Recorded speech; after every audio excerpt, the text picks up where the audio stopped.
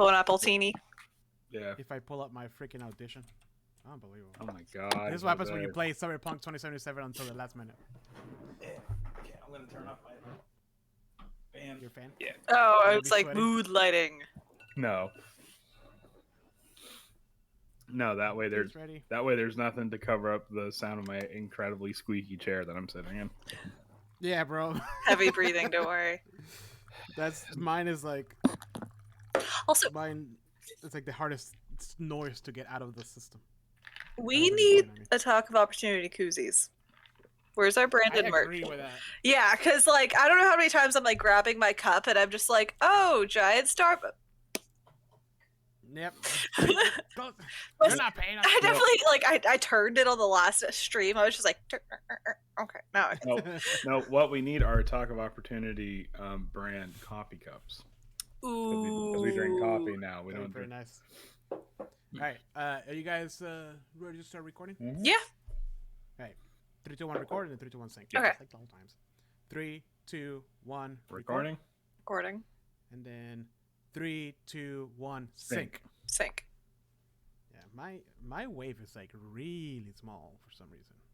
Same, actually. I think all of Let me my. crank up that volume. Am I too loud right now?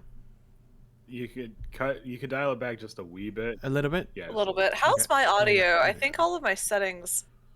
From my end, Good. it sounds good. Okay, Yeah. cool. I just adjusted my audio a little bit, so hopefully that helps. Because my sync blip is like teensy. Yeah, my sync was like super soft. Yeah, All okay, right, cool. Mine looks okay. A little bit. Welcome to another episode of A Talk of Opportunity. We're back. I know we took like a little break from Dune because we took forever to watch the movies, and by we I mean Andrew. I mean he literally watched it 20 minutes ago. We also kind of forgot about it. So Yeah. we have a spreadsheet that we don't look at with all of our episodes written in it. And I am not on the Um, spreadsheet, so hi. I asked you and I didn't want to give you a spoiler. So. Fair enough. But we're back, and today we're talking about what are we talking about today? we're talking about That's right, the movie. Versus the book. Denis Villeneuve's new vehicle, the Dune movie. The Dune. Do you think wow, they you chose sound someone so with a official. name as complicated as half of the verbiage in Dune for a reason? Denis Yeah, definitely. Villeneuve. Good luck. So, but yes, with that, let's play the music.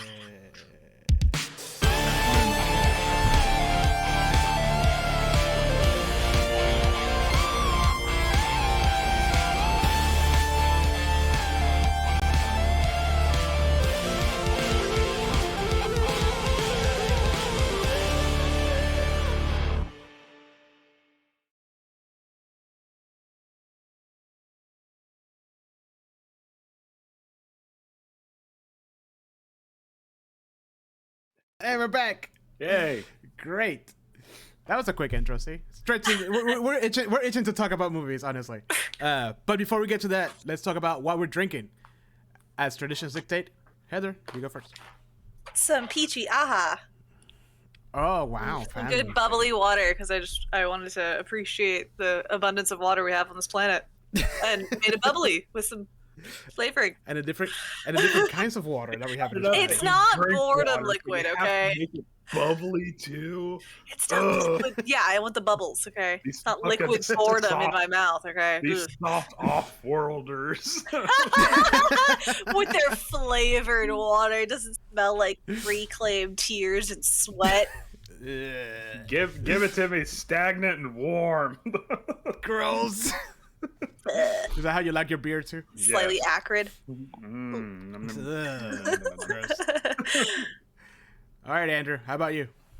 Well, I just finished off a mug of French pressed Huckleberry Roasters Civitas blend with notes Savina's of blend. with notes of dark sugars, chocolate, and toffee, and a great nuttiness. It's actually pretty good.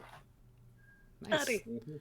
I am drinking a mystery tea Ooh. that I was supposed to drink June 26th of last year. Oh Andrew. my god! Wow. You have a Good thing it's in a sealed air. Yeah. Do these you know, come in like a sealed. packet a day or something? Yeah. It was like they sent it to me for my birthday. Oh, fun. Yeah. Let's see. This is a decaf Ceylon tea, which I love Ceylon. With Natural, yeah. The decaf part, I don't think I've ever had. with cactus skin, dragonfly wings. One of those is in here. Waji's tail for power. Pocket man. let me tell you what it is. So decaf Ceylon tea, natural vanilla flavors, orange, natural bergamot flavor, blue cornflowers, Yeah. rose petals, and lavender flower. Cornflower or cone flour? Corn. I think it's either a Okay. RN or a M. I think it's an RN. Okay. That makes more sense. Bergamot is in the mint family, but it has more of a citrusy, almost like limey taste to it. Oh, that's interesting. Yeah. I'm not a big fan of vanilla flavor drinks. No. I got burnt I out love on vanilla. vanilla fairly early on in life. Oh, I love vanilla. And like ice cream or like cake and whatever, but like when it comes to drinks, I can't. Like vanilla Coke, I can't do it. Oh no. Mm-mm. I think it's that specific fake vanilla Oh flavor. no, if yeah, you know no. what I mean. Like the synthetic vanilla is disgusting. Yeah, exactly. Oh, But I didn't know this, but also like vanilla beans are like really hard to come by. Like, They're actual vanilla beans. Insanely hard to grow because they actually come yeah. from an orchid variety of plant, and those are whew, Jose, good news. That cornflower tea you're drinking is used to treat fever, water retention, and constipation. So Good. yeah, we'll take care of all your It's like problems right they here. This will be a short stream then. Let's go. Okay. Well, pausing every 10 minutes. For us. Well, All right. Let's get So- to it. Let's get to it. We finished the freaking big ass book. It's been what, 2 weeks? yeah, it's been 1 week since Or 3 It's no, like been, 4 weeks, it's like a been month. 4 actually. weeks. Yeah, it's been a hot Yeah, minute holy because crap. Wes recorded another episode and Yeah. mourned the loss of me from the. Yeah. There was no mourning period actually. It was like she's gone. Bye. To be fair, we actually did have like the next episode set up in terms of like concept, and then Jose's like, we never talked about the movie, and I'm like, fuck, you're right. Yeah, and like we were really like looking forward to that, and we never did it. Yeah. Oh, that's true. Yeah, you kept yelling at me that I had to stop talking about the movie. Yeah, we never got around to it. And then but yeah, so it's been I'm still Cockroach. reading Emperor's New Groove. Ah, God Emperor. The, God no- Emperor. the novel, dude. the Nice! novelization gives Cusco so much more character about than the the movie. Yeah. ah.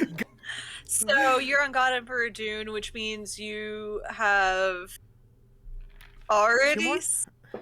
Heretic and Heretic. that's it. Oh, And Chapter House. Chapter House. Yeah, I'm still halfway through Chapter House on a nice audiobook, and it's been paused for like a year and a half. So Yeah, I paused my reading of God Emperor for a while. But before we go into the future and see all it, and start spoiling everything for Andrew again, I mean, let's talk about the movie, guys. The 1980s movie from Dune. I was I misread kinda the like, assignment. I was kind of like until Sting showed up in that weird diaper thing, and I was all on board for The that. leather diaper, Weird diaper thing. It's a steel suit for your balls, okay? where the most sweat occurs in the desert, of course. Speaking of still suit for your balls, this stream has been brought to you by. I'm kidding. No. Oh, Oh my god! I told my mom about that the other day. She was mortified. She was like, "Please don't advertise for things like that." It just sets us up so perfectly. Anyways, Everybody but the one female in the group. All right, let's roll. no. Oh, God. No, we're not talking about the I forgot his name. What's the guy, the director who's like super famous that made it? Whatever. We're not talking about the 1980s. it wasn't Joe Dorowski, because Joe Dorowski's Dune was the one that fell through. I actually forget. Oh, David Finch. No, David Finch, Lynch, not Finch. Lynch. Lynch. Lynch. Yeah. Yeah. Finch. Finch is Close enough. Finch is Close another enough. director. Yeah. Anyways, All right. So That movie is an 11 out of 10 because there's pogs in it. One No. pog, for some reason. hard pass. Yeah. see, No, it's Hard, amazing. hard pass. the first time you said that, I thought you said Pogs, like the game Pogs. I'm No. like, okay, I can see that. It's, Not like a pug. it's in the 80s. I can see them playing Pogs. Major issue with the '80s movie. Child Benny Gesserit, or a child reverend mother, which is Oh my literally a massive plot point of anger in the later half of the book. So somebody didn't do their research. My, Like, Yeah. someone really didn't do their research. my biggest problem with the 80s, dude, is that we're supposed to believe Kyle MacLachlan is a 16-year-old boy when he's like pushing 30. Isn't that, but that's an 80s. That's an 80s staple though. Like Yeah. cast all these like old ass people to play teenagers. Yeah, Terrifying. whatever. If it wasn't that way, it wasn't even an 80s movie. It just he says the sleeper has Uncomfortably awakened old and there's characters. bags under his eyes. Oh, but no, we're not talking about that. We're talking about the brand new Dune movie, and when I say brand new, it's already like a year old. Yes, but actually. we're finally getting it around to it. It's newer. So, It's newer. we're so timely with this one. We gotta hit the SEO keywords when it's nice and striking hot, while yeah. the iron's cold. That's the best way to do it. Our favorite. All right. So, do we want to do first reactions? Yes. Let's do first reactions. Andrew, Okay. go. First reaction. What? Andrew, go. Okay. Yeah, you. Okay. It's you. Okay, so first reaction. One, I thought the movie had a lot more atmosphere of dread in it than I felt the book did. Because it was Yeah. like, Yeah. because it was like the music that they were playing when like Paul was dipping his hand one last time in Caladan was like, okay, you're not getting shot in the head, dude. You're just going to a different planet. I mean, pretty much getting Fair. shot in the head. Yeah, but I mean, it's just like the entire time just like this, like I'm just like, okay, can we ease up on the drums a bit, you know? That's fair. That's fair. I really like the architecture like throughout, like on like Jedi Prime, on Yeah. on Arrakis, on Caladan, especially where I had like those like the scene where the dude was just kind of like taking it all in one last time. You see like the rolling hills with like the tombs on it. Like, okay, that's a nice touch. Mm-hmm. But And it kind of also showed you how many generations there had been there. Atreides. Yeah. they did a really good job of showing that like no, the Atreides families have been here for thousands upon thousands of years. Like this is not just like okay, a hop and a skip over to Arrakis. Exactly. Yeah. It's you're leaving their ancestral homeland. That scar on Gurney practically non-existent. God damn this car. I mean, the entire time he was on screen, I was like, looking for it. Where is it? And I Microscope. I watched it on IMAX, and I couldn't see it. Yeah, we watched it on the big screen, and it was like in like a 4K. 4K. And everything. Like, I'm like, You oh, gotta there pause it is. Like, he is literally described as like a whiplash scar of a man. Mm-hmm. Like Yeah, it was I a know. walking scar, and then there was just a man attached to it. Yeah, like there was a hideous scar that ran across his face, but here, no, it's just Josh Brolin. Yeah. Chisel. There's one thing. There was one thing I love though, like talking about first impressions for me was the big ships. Like when the Empire lands and like their music comes in, like the first thing you see is like this blip coming through the sky, through the clouds. Next thing you know, it's like this massive, like it looks huge with like the people like waiting at the bottom, and I'm like, man, this feels like Arrival. And then later on, I was like, oh wait, this is the same director from Arrival, so I get it. I like the lack of aerodynamics with the ship. Where it's Yeah. just like, Oh no, this is a huge fucking egg, and here's the Reverend Mother coming out of it. And it's just With like the massive that would- chess pieces landing on Arrakis. yeah, like that That doesn't was make awesome. sense, but I love it. And there's just like that weird tube gap thing that Yes. all the ships were coming out of. It's like Yeah. and it looks. Did they ever give a name to it? I keep wanting to call it a hyperloop, but I feel like it's a totally other book. No, I think it's a different. No, they never mentioned it. I don't think it was even described in the book. I think it was actually. It that wasn't. design comes from the. I think that design actually comes from the 1980s movie. Oh, really? It did feel Yeah. very I don't know. It had that feeling of the original Star Wars movie of everything is just kind of soft and the sound was muted and everything's just Yeah. But oh yeah, that I love the sound design in this movie. Like when they're in Caladan and like the very last few shots when he's like putting his hand in the water or whatever, they have that gorgeous shot of like this huge blocky ship coming from the sea. which, Yes. by the way, they did a great job at showing how water rich this planet is. Yeah. Like everything was wet. Yeah. Like and that comes out and the sound is like uber loud in your ears, and then the next shot is in space, and it's just dead silent. I loved it. I was like, wow, this is amazing. I really liked the shield concepts, like how they played with that, and how much better than the 1980s, and like the crackling sound that the shields made, especially when like the ships were being blown up during the Harkonnen attack, where it's just like you see the bomb like stop for a split second to punch its way through the shield. Yeah, like I thought that was really cool. Yeah, they did a good job at like just describing, but showing that to get through the shield, it has to be very slow. Yeah, you know, and it's pretty neat. And I wish they would have done that with like the hand-to-hand combat, because it just felt like the same speed. I felt I felt like there was some like hesitancy, like in the scene where Duncan is fighting the Sardaukar. Yeah, like you see him go in, and then the shield kind of stops it, and you see it's like for a second you see him like pushing through it, and then he slams the throat. Yeah, you're right, but I feel like it would have been better, at least for a couple of shots, for it to be up close to really see it. Like that because you read the book, you know what's happening.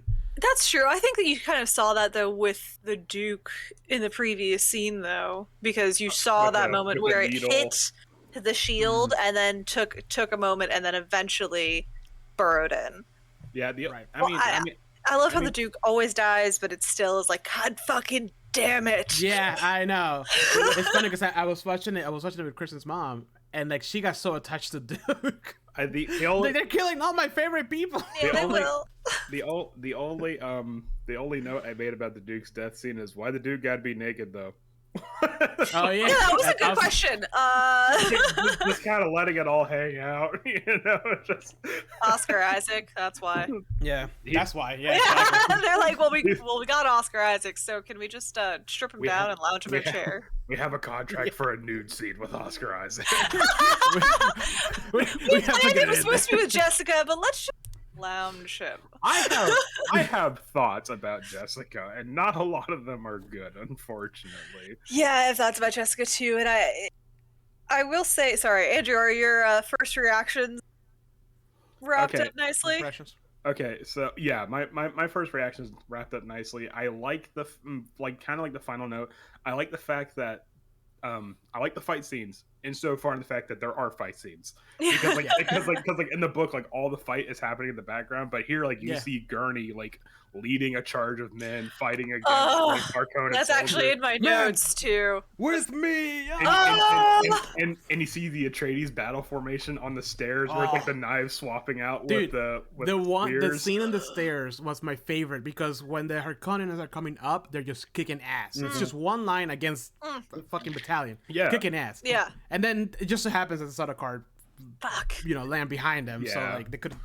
And even then, like the Harkonnens like back out. They're like, nope, I'm not getting in the middle. They're like, good. Let them deal with it. The scene where Duncan is running towards an ornithopter, kills two people, and tells the other two Harkonnens, "You stay the fuck back." And they're like, "Okay, man, I don't." Does he tell them run, dogs, or something like that? No, he says, "To hell, you dogs." And they're like, "Okay, cool. You know what? That's fine." And you know for a fact this Harkonnen's like, "Yeah, I was on the battlefield with Duncan, Idaho, and I lived to tell the tale." Because I ran my ass away. Oh my gosh. Okay, so first reactions. I will say it was so fucking cool to watch the movie before I had reread the book. So I still picked up on like minor things, but after reading the book and going through 4 episodes of podcast, really pulling it all apart, watching the movie, I was able to actually pick up on like all of the little things that I had completely missed, like the fact that there actually was a signal from UA, and they actually did kind of hint at him prepping the thopter for them and stuff like that. So there were some things I kind of am nitpicky about and I'm very pouty about, because God fucking damn it, I want that dinner scene more than anything in the world. There is a lot of nitpicking here, and that dinner scene, the fact that they threw that out was, I feel like, a huge loss, honestly. Oh, absolutely. But I understand why, because I was thinking about it later on, and we'll talk about it. I was thinking about it, and it hit me why they did it. But yeah, I agree with you. One of the big things that one of the are we gonna get into like the nitpicks now? Like, or... Well, I mean, I gotta talk about my first impressions. Okay, fine. Talk about your first impressions. Rude. Hurry the fuck up. Heather, are you done with your first impressions? Yes, I am. My dog's also barking. I'm so sorry. That's okay. Our dogs bark too. He's loud. That's okay. Sorry. Yes. Diesel wants in on the conversation. That's all. He really does. He has very strong opinions about it. He's just demanding Duncan Idaho comes back because Duncan Idaho probably gives great belly scritches. He's in the background like, I don't like the start of car scene. Turn the Harkonnen. Yeah. So my first impressions was, I mean, I read the book because I saw the trailer for the movie, right? And I was like, oh my god, I gotta catch up with it. So it was pretty fresh in my mind still. And I am that person who, like, whenever they watch the Harry Potter film or whatever, the Lord of the Ring films, I'm like, nope, that's inaccurate. No, you gotta change that. No, you gotta do this. No, you gotta do that. But this movie, from the get-go, like, even though it was in the back of my brain, I was so awed by it. Like, the visuals, the music, the acting, all of it. So the first watch, I was like, that was amazing. And the second watch, I was like, okay, that needs to change, and that wasn't there because of that. That didn't happen that way. Kristen, so that person is. Yeah. So, yeah, I had. So the scene where like Thufir's eyes goes white, and Teresa's like, "What's that?" I'm like, "That's a mentat. That's a thinking. It's a living computer." Yeah. Like, okay, so there's this thing called the Butlerian Jihad, and it happens. I did the exact same thing. My dad made the mistake of asking me what happens in the next couple movies, and then I told him everything all the way to Dr. House Dune. Teresa wanted to know why it was bad that they got Arrakis, and I'm like, all right, so pause the movie, bring out the projector slides, and they did really lay it out a few times, but it doesn't. Yeah, it's again like when you first read through Dune, you don't quite get the gravity of what's happening, and then the second time you're like, oh, no. I pretty much told her, if you're going to Arrakis as the Duke, everything you do is going to be political suicide no matter what. Okay, now let's pick the movie back up. and somebody mentioned that. Who was it? Oh, a friend of mine mentioned that they watched the movie, and he said that it was probably a good movie for people who have read the books. And I'm like, yes. Because there's a lot of subtext that is missing. Unless you're a big fan of Dune, you're not gonna get. And it's not like you know, Harry Potter, who's like missing a bunch of like really good chunks of the books out of it, but the story still tells the story. I feel like there's a lot of it here that unless you know what's happening in the background and really do the research, you won't appreciate what's happening in the movie. There's a lot of things they kind of leave by the wayside. Either that, or it's like a real quick, like, oh, Gurney mentions that the shield slows down the blade. That's it. That's the only explanation you get as to why they fight the way they do. They don't even talk about why they only use blades and not laser guns. That's not even discussed at all, you know? Oh, yeah, actually. I didn't even think about that. Not once did they mention, like, if you hit it. Which is an entire, like, trap that Duncan mentioned he sets up for the Sardaukar at some point in the first book, which I am salty we did not get to see, because that was such a fun time. You see him over the Dune and a big explosion. No, it's not even that. It's like I left a little surprise with him, Paul. All right, we gotta go. We gotta get out of here. Let's shake a leg here. But I mean, they didn't talk about why they don't use laser guns, which I feel is like the biggest thing, because it's like if you're not the book reader and you're like, oh, this is in the year 10,000, like why are there like laser butter knives and stuff like that, like laser Gatling guns and shit.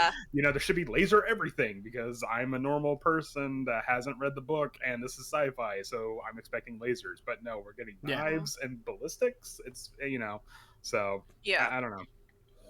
And because that was a big thing of like they used ballistics. What? And that was a whole point in the book.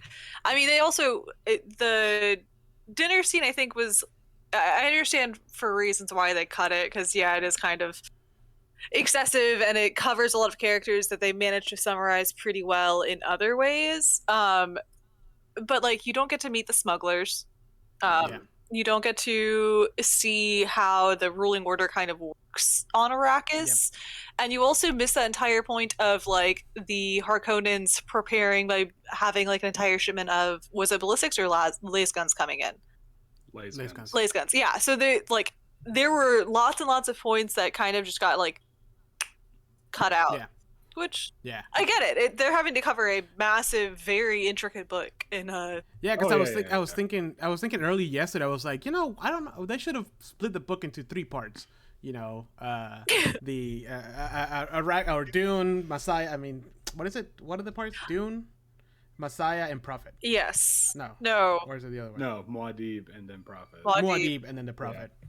And I was like, wait, no, the movie was barely the first the first half of the first part of the first book within the book, like, and it was still 2 hours and a half long. Yep. So like, I understand, like, yeah, like you said, like all those characters being kind of like summarized somewhere else. Yeah. Like it was very interesting, intriguing stuff for the reader, but in the movie it would have been a bore. Oh yeah. And I know that it was probably hard book to watch and follow the storyline along. I know I had to explain to people who didn't read the book. They're like, so why? Can you explain any of this? But I do think they managed to strike that Pause the movie, explain for 45 minutes. All right, are we all good? All right, let's turn the movie back. Yeah, I'm that jerk no matter what, because anything historical, I'm like, can we talk about this? Because, but I think that they did manage to strike that weird balance that Frank Herbert had in the book, where he gives you just enough information to get by and nothing more. Like, you know about the Butlerian Jihad, but you have no fucking clue the history behind it. Like, no clue. In his own way, Villeneuve does it kind of adapt the blink and you miss it. Yeah, he mimics that really nicely. Yeah. And let's be honest, I mean, this book is known for being an unadaptable to screen book. Like, there's been big projects that fallen through. There's been projects that started in good terms and ended up being a laughingstock. Like, it's very hard, and unless you make a Game of Thrones style like TV show, and even then, a lot of those episodes will probably be very boring because not a lot of actiony things happen in the book for you to justify that many episodes. Yeah. So I get it. I understand. It's like in the verge of like, it's long enough to be like a 2, even 3-part movie, but not enough action in it to be episodic. There was a lot of things that like I didn't agree with, but I understood that for a movie it had to have that, or else the pace, because even then the pacing at the ending felt a little weird, and I was like, okay, that's kind of a weird tone to leave off on, but I also kind of get that there's also 500 more pages we have to chew through. That's right. I think it was a good way to kind of end things, because it was an awkward ending in the book too. It was an awkward point because you're not at even their midway point in the journey yet. Like, they haven't even reached the. Also, is it Sietch or Sietch? I think it's Sietch. I've heard Sietch in audiobooks, and then they kept saying Sietch in the movie, and I was like, who am I?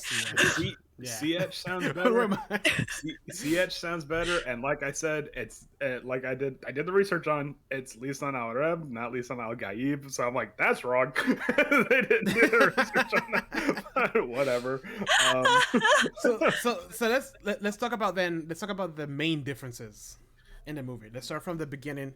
Let's not jump around. Let's try to stick with the chronological order. There is one thing at the beginning that I was like, why did they do that? Like, why did they drop the hammer so early? And that was, spice is used by the guildsmen so they can see into the future. I'm like, no, why are they dropping that info ball so early? Like, that was supposed to be like the mystery. The crux of the trade was that, we have spice because it's valuable. But why is it valuable? Because we need spice because it's valuable. But why? Because shut the fuck up. Because you don't need to know. Well, in the books they do mention that it's used for space travel. It's just they don't say that it's to see into the future. They don't say exactly what it's for. But in this one, it's like, the guildsmen use it to see into the future and map out the path, and therefore it's very valuable. And I'm like, nobody even knows this. No. For the moment, also, so they were talking about the spice harvesters working at night, and that's not I don't remember that ever being described in the book. I remember them working during the day, and that was like the massive contrast between the Fremen and the Offworlders. Like they don't know the ways of the desert. They're doing dumb things like working during the day, like working during the day, just having date trees or date palms. Like it was this whole thing. It was like it was just one of those moments where I was like, okay, you're starting off the movie by not even contrasting how different they are, but you're trying to, I'm very confused. The date palm thing kind of didn't sit well with me because it's like, oh, this is a promise of the future. Like, no, this is supposed to be a slap in the face to all the Iraqi people to show how wealthy the previous inhabitants were. Exactly. And it wasn't like, oh, they're what he said that they were a promise from the past or something. No. He actually specifically said like they're not holy, but like they're sacred. Sacred, thank you. Yeah. And it wasn't the situation. Like that was the entire point of him was that they were so water rich, and they care so little about the people that like these people are literally not watching because they're like trying to catch a glimpse of you. I mean, yes, they are, but like, or to visit the palm trees, they're literally sitting there like, maybe we'll get a cup of water from the servant who's dumping out the bowl from the party. Yeah, they really didn't. I feel like they really didn't emphasize how little water is in Iraq. It's like there's just a couple times like, oh, if you don't have a still suit, you'll be dead within 2 hours. But then it's like you don't see people like fighting over like a cup of water or something like that, or you don't see like people smuggling water or anything like that. I'm like, they don't show the contrast between Caladan. I mean, they do in the sense that it's a desert and it's dry and it's hot, but that's it. I think that was kind of done in the shots of like him touching the water, him touching the sand. It's like the textural differences of his two worlds. Yeah. Because it was always those shots, and it's a feeling that is described in the book. So how can you translate that? Yeah, and then you do have those shots of like the Fremen spitting into the coffee maker to make coffee or something like that, and it's like, that I was like, but it's like, wait a minute, you have still suits. Yeah, but it's like okay, I get it, but it's like I don't know, I just feel like it didn't outright. I feel like it didn't explain enough like how much of a hazard being without water is on this planet, or how desperate. I wanted to see Jessica's wrinkled forehead go. Moisturize. Speaking of Jessica, I wrote like 5 minutes in. Man, Jessica cries a lot. So much. Yeah. I had big issues with. Okay, granted, it's hard to translate how reserved and controlled the Bene Gesserit are without looking cold and callous. But that's fine. But she just seemed nervous, like frantic nervousness, like the entire time. Yeah, she's like constantly wringing her hands and anytime something upsetting happens, she's always like. And like starts shuddering and like shaking, crying, and I'm like, woman, you need to compose yourself. You need a nice cup of tea. You need to, it's gonna get way bad. It was just such a, I don't know. That one bugged me as well, and I was trying to give her like the benefit of the doubt. I was like, okay, it's hard to play that, but that's the entire point of the Bene Gesserit. I also have a massive issue with. Did she really just lay out the entire Bene Gesserit breeding program just on a silver platter to put what? And at the very beginning on a landing strip where fucking anybody could have heard.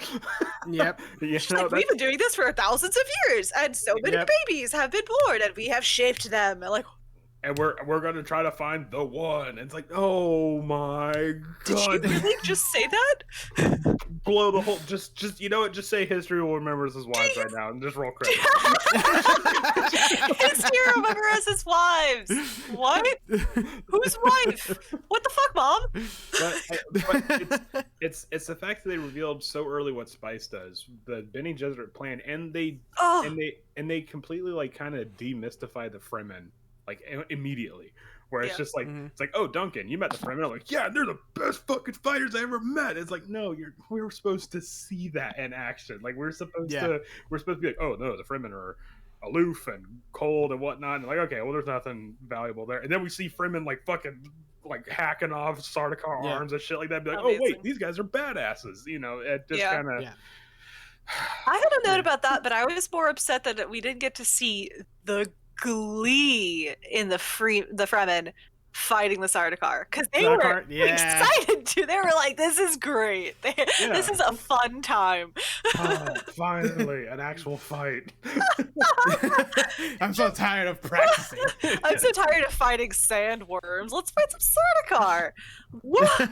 Just incredible. They wouldn't fight sandworms. Also talking about the Sardaukar, I hate the fact that they were wearing Sardaukar armor and not Harkonnen. Yeah, not Harkonnen livery. Yep. Yeah.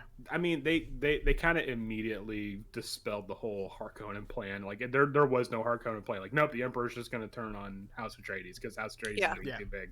Which, I get, because you're talking layers upon layers of political intrigue and, like, complications. So it's like, no, we just got to make this simple for the viewer. Yeah, so, like, for the regular viewers, I was, nitpicky moment, did the Bene Gesserit have jack shit to do with the Harkonnens? Because I don't remember this whole bit of like, no, I know what you're doing, save the boy. Like, that was the entire point of why they had to just throw them in the desert, because she's the Emperor's fucking truthsayer. Yeah. Like, she wasn't supposed to know anything about what was going on or him fighting that. Like, what the fuck? Yeah, do you remember this in the book, or am I crazy? No, that never happened. No. That never happened. I do remember that weird spider thing. I would remember that. I would have. And the weird spider hand thing was there too. Oh yeah, look, that line's right there. It's a throwaway line. It's classic Frank Herbert. But no, I mean, the Harkonnens that were in the Ornithopter they were going to dump Jessica and Paul. The whole reason why they're like, we're going to leave them in the desert, and I say leave, we're not going to cut their throats, is in case we come across a truthsayer, we technically didn't kill them. Yeah. You know? Yep. And she is the truthsayer. Like, if you're thinking, oh, am I facing truthsayer? It would be her. It'd be her, yeah. Yeah. So then it's like, oh, Harkonnens, ha ha ha. I'm just gonna dance around the subject because I'm a truthsayer, and I kind of already, you know, I don't know. It's weird. I don't know. It really, that bugged me, because I was like, the Bene Gesserit and the Harkonnens have nothing to do with each other. Like, that was not a deal. And that felt like just plot armor, you know. Yeah. But it was unnecessary. I was like, there's so many other plot points you could have pulled at in that book, and you chose to just jam this one in there. What? Yeah, I do think that weird spider thing was hinting at the future with like the Trelaxu, because I can see that. Yeah, because I had questions about like when the Baron was healing and the I don't want to say like the woman, but like the creatures like with the black eyes in the tank and without hair. Yeah. Mm-hmm. Because when you see a Trelaxu picture, they do look like that. Yeah, interesting. Because I'm wondering if it's hinting at like the axolotl tanks, the later books and things like that, because they're gonna have to shape those in there somehow, and those things are crazy. Like, if they go that far, I doubt it. I think it's gonna be like movie 1 and 2 for the big book, and then if it really gets like a lot of traction, maybe like a TV show for the rest of the I have heard that they were thinking about doing a TV show based on the Bene Gesserit. I've heard that. Also, there is a TV show out there that apparently already exists, and I didn't know that. Really? It goes over Children of Dune and Massage. Huh. I have a friend of mine said his sister was working on like the script for one of those shows, but I don't know if it ever actually happened. Nice. I mean, yeah, good for them. No names here, no details, so no NDAs were you heard people. It was just one of those things. Take that, CW. I mean, shit. I have zero details. I know nothing else. It was just like, oh yeah, they're working on a Dune series, and I'm like, oh my sweet Lord Jesus, please let this happen. Can we get back to the fact that the Baron loves the food so much he bathed in balsamic vinaigrette in that one? And olive oil. Yeah, basically. Oh God. They did a really good. I mean, I know the Baron wasn't like cartoonishly fat, and like the weird suspensor thing wasn't really touched on, but they did a really good job of making him look disgusting. Oh yeah. I'm like, in a non-comical way. Yeah, this guy's great. Also intimidating. Very intimidating. And I will say, like, I loved what they did Spencer chair, and they were able to like really bring in just how grotesque and menacing he is without needing to add in, you know, the fact that he is a fucking child rapist. Okay, like he's awful, the nastiest of the lowest of the scummiest human possible. But I will say that I as much as I love the menacing quality of the Spencer chair, I will miss him. I don't know, that bumbling quality you say later on in the book, where he's just like a big jolly, not even jolly, he's just a big. Maybe it'll still happen. Yeah. We didn't even get to post gas Baron, because like all we see is him clinging onto the roof going, and that's it. You know, like that's that. Yeah. Well, besides the vinaigrette bath, but I mean, the scene where it's like Duke Leto just letting it all hang out, and you see an unfocused Baron just shift up and move towards him is really imposing and like scary. And I'm like, I would not want to be in that situation. Oh no, where he's like 30 feet in the air, just hovering above you. As this big fat bald guy just his way towards me. It's just like, Do however I love, and I know that like, he wasn't in the movie as much as he was in the book, but Peter's whatever the mentat, after after the camera comes back into the room after the gas has been done, his face, and like the way he was like laying on the floor, and the eyes were just like black. The eyes were they black or were they dissolved? Because I think they were like gone. Yeah, he was just like curled in. I loved it. I was like, yes, that's exactly what I wanted to see in the book. the poison tooth scene was really well done, because I'm like, that's a really big room, but no, just like the poison just spreads super fast. Like, shit, get the fuck out, get the face. See Peter like, oh my I also love like how subtly they're being showing how cowardly the Harkonnens are. Yeah, because like, you know, that scene you described earlier with the Thopter and like the soldiers like, nope, I'm out, like, you know what I mean. And then the other one, after when the gas was released, they showed the guys outside like closing the door really quickly. Even though the Baron is inside. Yep. Yeah. Nope. Like if it would have been like an Atreides, they would have like jump in there and die. You know. Like, it's like nope. I do like the fact though that they did set up that the Baron put a shield on before he talked to the Duke, because I kind of felt like in the book I was like, okay, you know, like I always have my shield on, but no, you see him like flick the ring real quick and then the shield pops up. So I'm like, okay, good setup. Good setup. Yeah. You know, so it shows you also how paranoid he is. Yeah. Because even at that point, and I can't wait to see him become the paranoid, insane person that he becomes. Also, later. Speaking of good setup, and I don't know if this is in the book or not, but bonus points for the director for doing this. But when Leto and Paul were talking about like what they wanted to be instead of being the Duke, you know, Leto's like, oh, I wanted to be a pilot, and then you see his piloting skills in the crawler scene, which somehow I think actually managed to be better than the book scene, because you know, I was like, oh, way wow, better. They did this like total justice, except for the fact that the carryall, like it broke down. It didn't show up. It just broke down. But again, that's because they didn't do the dinner scene. Yeah. So they couldn't pay that off. Yeah, they kind of downplayed like Harkonnen sabotage, and more like, no, this shit's busted. That's all. I will say that they mentioned that it was left that way by the Harkonnens. Yeah. But it was more like it was like left that way. Bad equipment. Due to disrepair, not like we're gonna cut. Not intervention, because I'm pretty sure like it had just been flown out of range at that point. Like that was what happened in the book. And that's it. Hold on, before we move on from this scene. In that scene, there's another two things. The first one is I hate that they didn't include the bonus that he talks about with his people. Yeah.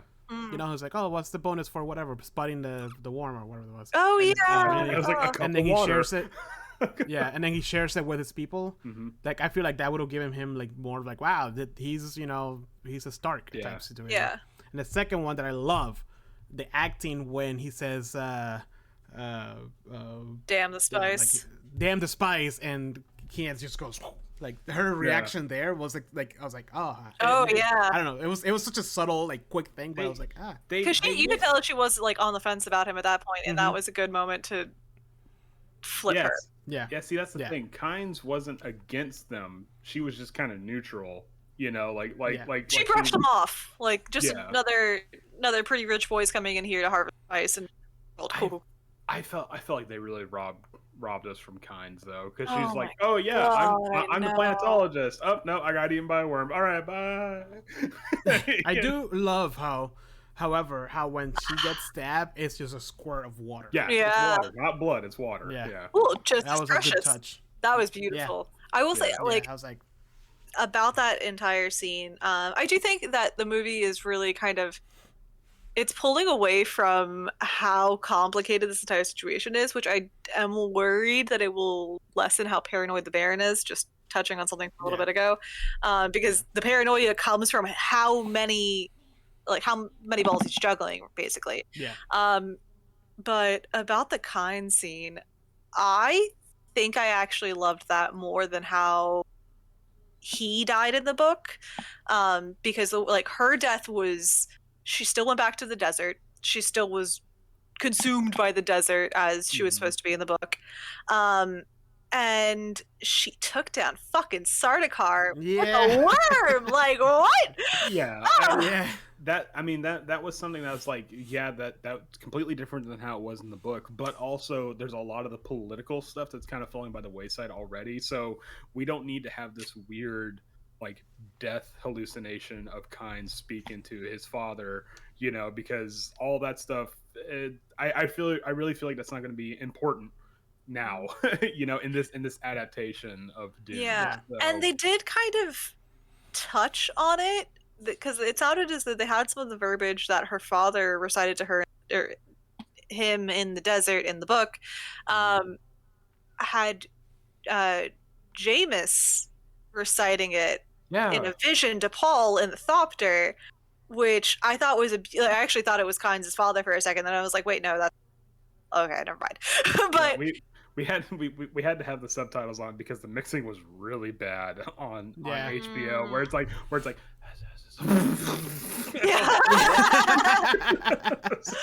Wait, what? Sounds about right. Paul, you need to open your mouth a little bit more, man. I can't hear. project You your voice. enunciate. Where Paul and Jessica are whispering to each other 20 feet away on like the landing strip, and it's raining. I'm like, no. It just be like, we're breeding people to make the one. What? Yeah, it's like that. It's Why? like that What scene are you from. breeding? What? It's like that scene from Shazam when they're like fighting and flying. What? What? Can't hear you. But yeah, they were really far, weren't they? Like, it was far enough that the mists of Caladan were like obscuring them.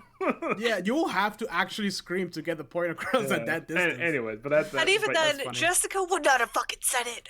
Oh my god! Yeah. Like, it is one of yeah. They demystified the entirety of the Bene Gesserit just like right out of the gate with that. Yeah. Just like, I want. oh, this is our whole plan. Wow. Okay. It really feels like the crux of this story is going to be that the bloody holy war that's coming now, because like everything has been leading up to it, and actually one of the things that I kind of like was that they established Chani earlier on, like through the prescient visions, like, okay, she's here, so that way it's not like I'm Chani and Paul's like, I will marry you, and Chani's like, okay, 2 years jump. Yeah. Well, let's have an orgy first. Well, you murdered my friend, so I'm sure they're gonna change the verbiage on the orgy as well. Yeah, probably. Yeah. Is it me, because I don't remember it in the book, but he didn't dream of Shani that much in the beginning. Yes, he did. First few scenes. No, he said he saw. I mean, in this movie, it's like every other, like it's like a transition almost. Every time he transitions from somewhere to somewhere else, Zendaya comes in. I'm like, okay, we get it. She's in this movie. Okay, yeah, we get it. Paul is really thirsty for Zendaya. No pun intended. Well, I think it also has to do with like the book has more scenes on Caladan, and you see the preparation of him preparing to leave and so on and so forth. But the reason he starts having the visions at all was because of that geriatric spice in the air. Yeah. So I think like the pacing with the dream seemed okay, and then when he got to Dune, all of a sudden it was just ratcheted up. Yeah, like Zendaya every 3 moments. Yeah, I think they did a good job at representing how much spice is in the world. just like when he turns on that little light in the tent. Oh, I loved that entire scene. Yeah, I was like, oh wow, yeah, it's everywhere here. No wonder this kid is tripping balls every minute. I actually made a note for when during the crawler scene. And he starts having like one of his moments next to the crawler. I'm like, bad timing, Paul. You kind of need to wrap. Yeah, you need to wrap this up. And he's like, kind of like praying / visioning next to the crawler. I love that. Come on, fuck out of here. I love it because like the scene is like this worm just shooting out from the sand, huge explosion happening, and it cuts, and he's just sitting there next to the crawler, just. I hear his heartbeat. I do like move on. I do like the double meaning where like he knows Gurney's coming to pick him up, but he also hears the sandworm coming, and so he says, I recognize your steps, old man. And I'm like, which one is he talking to? Oh yeah. I didn't even think about that, especially because they call him like the old man of the desert. Mm-hmm. Yeah, I was like, all right, that's a good one. That's one for you. Oh my gosh, yeah, I was really happy we got to see how badass Duke Leto's piloting was in that circumstance. When he drops that is my least favorite feeling in the world. So at that moment, I was like, feels like it's gonna. I love it. I get that feeling just being near like the edge of a 3-story building. Okay, like I can't do that. Oh, I mean, no, I just mean like heights at all. Yeah, I actually really liked the scene, or how it was interpreted, where Paul was in the ornithopter with Jessica after the Sardaukar went into the ecological center, because it's just like in the book. I felt like it wasn't really that well described, or at least I wasn't understanding it that well. But yeah, no, he's just like, nope, I'm just gonna let the desert's gonna take care of us. And sure enough, like the storm lifted him up above it, and he was like, all right, now we can just kind of literally coast our way down. I agree, and that's something I noticed after reading the book the second time after watching the movie, because I was like, oh, then I saw the visual. Yeah. I don't know how I felt about the voice. The way it was, like, it was some weird, like I was expecting the voice just be like a more powerful, robust version of your normal voice, but instead it's like some weird, like, parcel tongue. Hold on. It didn't sound like a Bene Gesserit, like Reverend Mother, though. Hold on. When you watched it at home, right, Edric? Yeah. And you watched it in the movie theaters? No, I watched it at home. At home, I watched it in Regal XPR, which is like that, like IMAX plus thing. Oh man! When the voice was used, I almost stood up. I was like, "Oh shit!" Like it was just fucking. The rumble was so deep and powerful. Oh, that's very cool. So I feel like that's one of those moments that you have to, like, have like a sound system of some sort to really push that through. Oh yeah, I have like a soundbar and a subwoofer, and it was beautiful. Yeah, like, dude, watch it if you ever see it in like IMAX or XPR, because I wouldn't be surprised if they show it up again. Oh, hi, Kieran, welcome to the stream. Hi.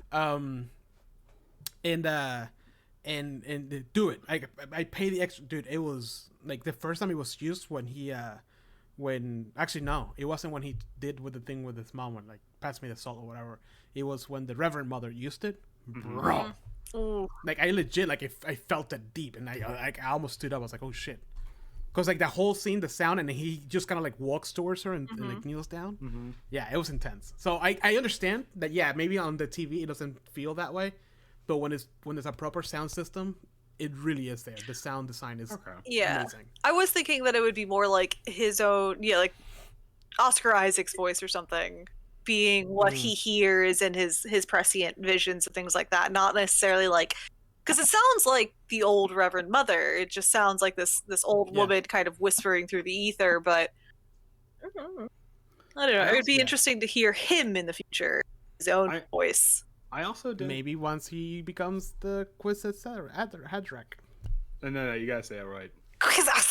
Yeah, just spit it at me. That's what you need to do. There you go. I'm really glad Teresa didn't ask what that was, because I just didn't have the time. We need another 2.5 hours. Sorry, darling. You just pass her the book and you're like, here, just go. Right, There's a glossary in the back. Go to that. So Yeah, oh yeah, true. So the Bene Gesserit are an offshoot. Yeah, trying to explain that to a normie, it's just like, oh god. Maybe. Oh man. Okay. Maybe that's why they had to explain the whole plan thing in the beginning, because man, that is like a whole side story in and of itself. I mean, I guess so, but I also didn't like the fact that like Jessica was straight up training Paul to be a Bene Gesserit. Like Jessica was like, no, use your voice and stuff like that, like control the pitch. Whereas like in the book, he kind of picked it up, and Jessica's like, oh shit, he has a natural inclination. Yeah, I have to train this now because he has powers. Yeah. Oh crap! Whoops. Yeah. Whereas like, nope, I've been training you, and it's like, it to me it feels like it kind of ruins the mystique of the Kwisatz. Yeah, and also it made that scene in the tent way less impactful in the movie, even though the acting was excellent. Oh my god! But like in the book, it was very much like you can tell there was a lot of pain there, but it wasn't necessarily like Jessica didn't do it in a harmful way. She did, malicious way. She did it to save him, to educate him. But he doesn't see it that way at that moment because obviously everything that's happening. Oh yeah, yeah. I really felt like we got robbed on that tent scene. I mean, at least we I really loved the tent scene. I will say that it was beautifully done. You saw the pain, you saw the like it paced nicely with the book, like it hit all the high points, but like no mention of being related to the Harkonnens. Nope. There. Nope. Not a peep. Yeah. No mention of the Harkonnens. No, like Paul screaming about what he can see now, like how much has been unlocked.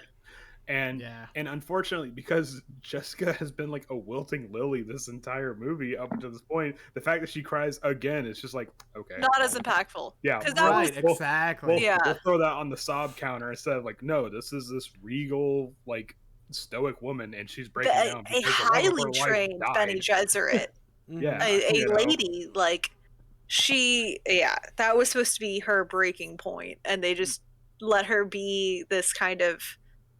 Sobbing, Kieran says that it was epic, not mentioned whatsoever. Yes, but I do agree. It was epic, but it was robbed a bit, like Andrew mentioned. But at least we got the butthole tent, so there's that. At least we didn't see it open.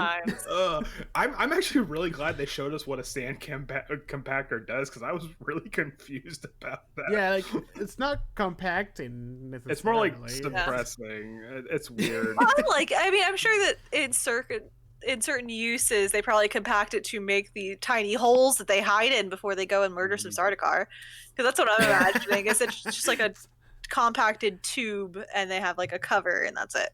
But talking about murdering Sardaukars, that Sardaukar scene when they're being trained either when they're being marked with the blood or whatever, like we never see that on the books ever. Like that's no. That's the whole. Like, I like the fact that, okay, first of all, throat singing, that's a nice touch. It's uncomfortable sounding, but you see him being marked with the blood, but then you just see them scooping it up out of a trough that these guys are being emptied into, and I'm like, that's fucking awesome. That's metal as shit. Yeah. Sardaukar, super. I think we talked about that before. The Sardaukar is like the most metal planet possible. Yes. and but the thing is that like I appreciate that because it's very, very, very, very, very cool. But we didn't get the other side of that, of the Fremen just kicking their ass. You know, we kind of got it in that little bit when they're like doing the coffee or whatever, and the Sardaukars drop in. That was badass. But I wanted to see that.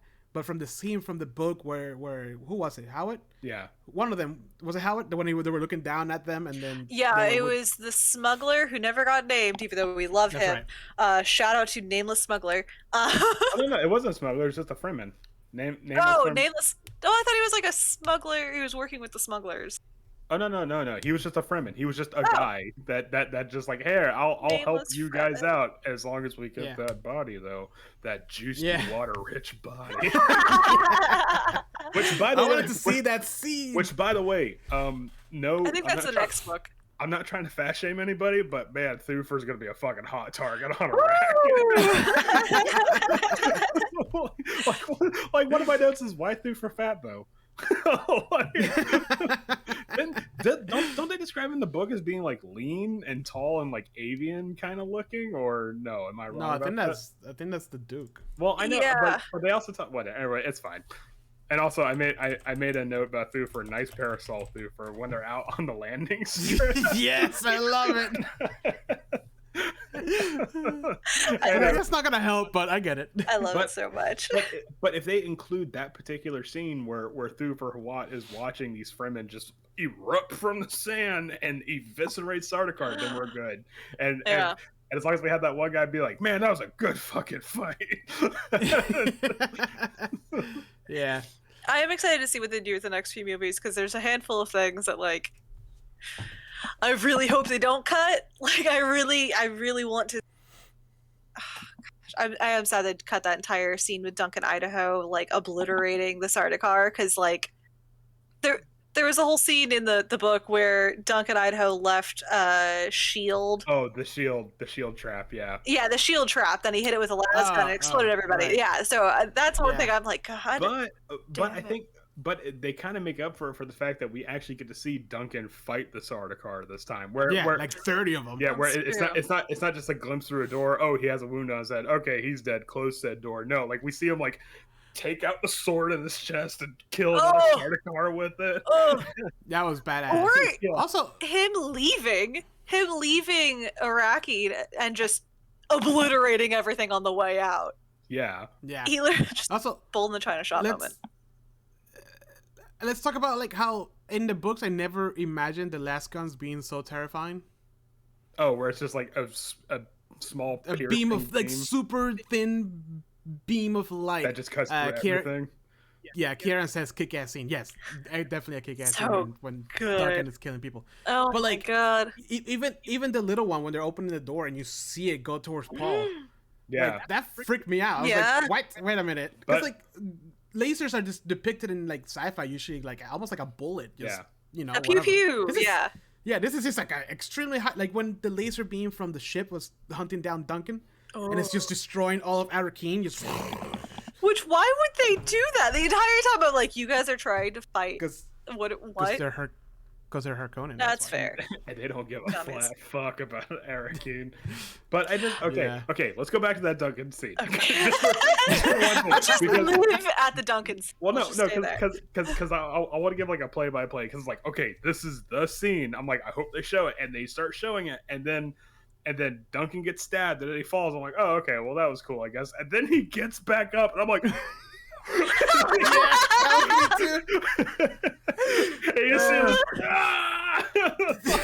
my God. And I know he was in a lot of pain, and I know that he was almost dying. Yeah. But if he wouldn't have screamed, he would have taken it all out without any issues. Yeah. Just saying. That's fair. But I was just like, just grin and bear it through the sword being pulled out of your chest. Teresa could not understand my glee at that part. like she's like, why are you like a huge Jason Momoa fan? Like, no, fucking I know. My glee at the entire Arrakeen scene of him just leaving, I'm just like, Jesus Christ. Yeah, he's like, you know what? Fuck this. Yeah. Also, like the attack, they showed the scale of the, because in the book they mention it. Yeah. But it's everything is so narrow and like close to the characters that it's like you said, Andrew, it's just happening in the background. Yeah. Here they showed it when the lights go up in the sky and you see just like little dots everywhere of ships coming down. And, I was like, wow, that's how 2000 soldiers look like. And Gurney's just like, oh fuck, you know. And then the anti-air guns are going off, and then there's like, and then when which are feel very like World War II. They didn't feel like New Age in any way. They can't use laser guns because they have shields in it. That's fair. But I thought the really cool part was when that like really big ship. I the one just. And it's just a cluster of bombs and just it was beautiful. Like it wasn't even like straight down. It was like flowers. I'm like that is scientific grade carpet bombing right there. That's what 8,000 years in the future will give you right there. Some grade A carpet bombing. Yeah. An only but a goodie, Jesus. And you know what? You know what? When those bagpipes started playing during that battle scene, I was like, Atreides. The moment that Gurney Halleck made first fucking contact on the battlefield. Yeah. The blaze of glory he ran into. Ugh. Oh, it was so good. But where was the so scar? Where was the scar and where was the balance at? We never once see Gurney sing. You know, Yeah. That has to be. It has to be a moment in part 2. Okay. You get the quotations, but no Balisette, and that's like, like what is Paul gonna take from Jameis? Yeah. He took a fucking Balisette. What's it gonna take now? A harmonica? There's gonna be a bagpipe. Definitely thing. Jameis used to play the bagpipe. We fucking hated it. Thank you so much for killing him. I also felt like the Jameis scene was kind of weird, insofar as the fact that it was like, oh no, I have to fight for Stilgar, as opposed to no, fuck this Paul kid. Like, how dare you outworlder shame me in such a way. And it's also it was kind of quick, and like the gravity of it was kind of toned down. Gone. Yeah, or toned down. It was like, oh, okay.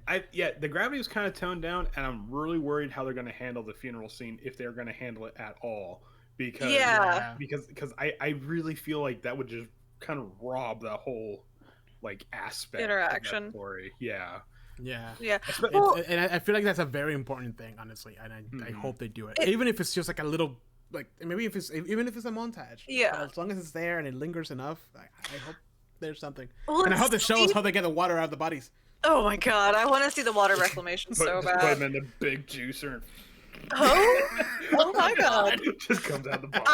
I always go right back to Tank Girl with the. Did you guys ever see Tank Girl? Okay, either way, I saw it a long time ago, and I forgot most of it. It was literally like a plastic bottle with a fat freaking needle on it. They just jam in your chest and it just sucks all the water out of your body. And wow. Jesus. Okay. Oh yeah, it was intense. That's how they murdered some people. They're just like, all right, stab. That's canon now. Yeah, there you go. That's how it works. Thank you for answering my question. The most horrifying way possible. There you go. I did like the fact that we got a really good look at the worm, like when it was. Oh yes. And it's just kind of sitting there for a really long time, and then you hear a thumper, and it's like, oh, and then it moves. It really establishes, oh, they're blind and deaf. They only have tremor sense, kind of. Right. So, that was pretty cool. I liked, kind of silly, but I like that they showed it. It's the desert walk. They needed to put Christopher Walken in the background. It's kind of like that should have been on the tape. That should have been the film. Was the Fat Boy Slim music video? Oh my god! Somebody needs to do that on YouTube. I'm sure. I really don't know how I felt about the exposition bot, or as I called it in my notes, expositron, where it's just where it was just like, oh, here's all this stuff. Like, the Fremen are very good at fighting, but don't tell anybody. It's a secret. Yeah, right. And it's just like a secret. Well, at least they didn't go explaining Chris knives there or anything like that. Which by the way, they didn't bloody it. No, I got it. I'm sorry, did I beat you to it? I don't know. I didn't hear you because I was too loud. I said they didn't bloody it before they sheathed it. And I was like, there you go. Wait, hold the fucking phone. Pause the movie. Turn the shit off. That would have been a cool thing to witness when she cuts herself, and it would have healed right away. Instantly, yeah, the hypercoagulation. Yeah, they should have shown that. That would have been a perfect example of show don't tell. Where it's and it would be quick too. No, just and then I don't know, $100,000 worth of CGI. but then have Jessica be like, oh, I see you're a true Fremen and not a water soft one, or right. Yeah, you're not a sitting or have some sort of exchange like that. Also, the hand signs was pretty neat too. Oh, I loved the hand signs. They showed it it was it's not so, everywhere. Fun fact, shout out, babes. Is the Queen in Bridgerton. Fun fact. I literally just got done watching all of it, and I was Really? like, Shadow Mapes, where is your wig? Yeah, it was a weird moment. I was like, this is just from humble to royalty. I'm very confused. But it's so weird how like this is prepare for violence, where it's like, Yeah. and the soldier's just like unsheaths their sword. Bro, everybody in that is so tense up. Everybody, somebody close by one of the royals, he's just Yeah. Oh yeah, I know. I was like, oh whoa, okay, we're being a little aggressive with kinds here. You know, there's like eight knives, or like.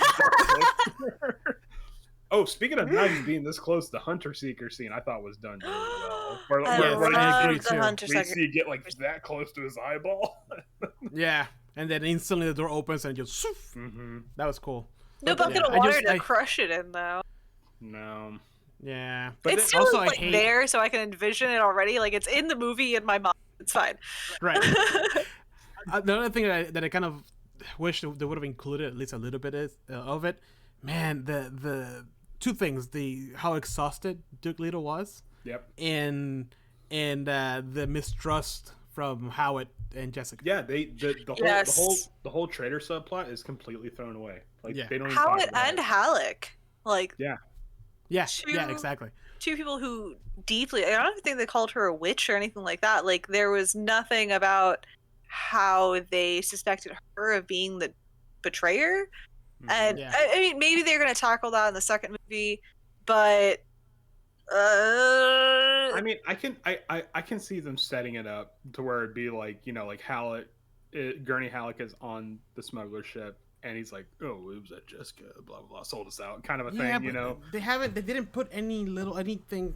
They didn't lay anything down at this point. Yeah, it would be weird to throw that in. Like it'd be like it would feel unnecessary. It would feel like just off the cuff. Unless they do a flashback and it's like, oh, you know, I don't. We had, but then they'll waste time on that. There's so much more to show. And could you really imagine that, like the wilting flower version of Jessica they have, confronting Howard the way that she did? She would have started crying. if you want like I don't know. Okay, all Jessica right, is an icon in the book. In the movie, she is soft.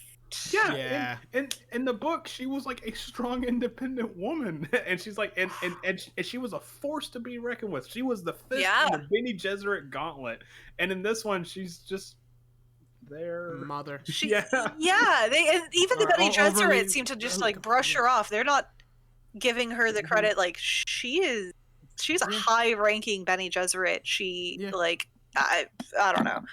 That kind of bugged me. That one of the few female characters story is kind of like toning down how badass she is. What? Yeah.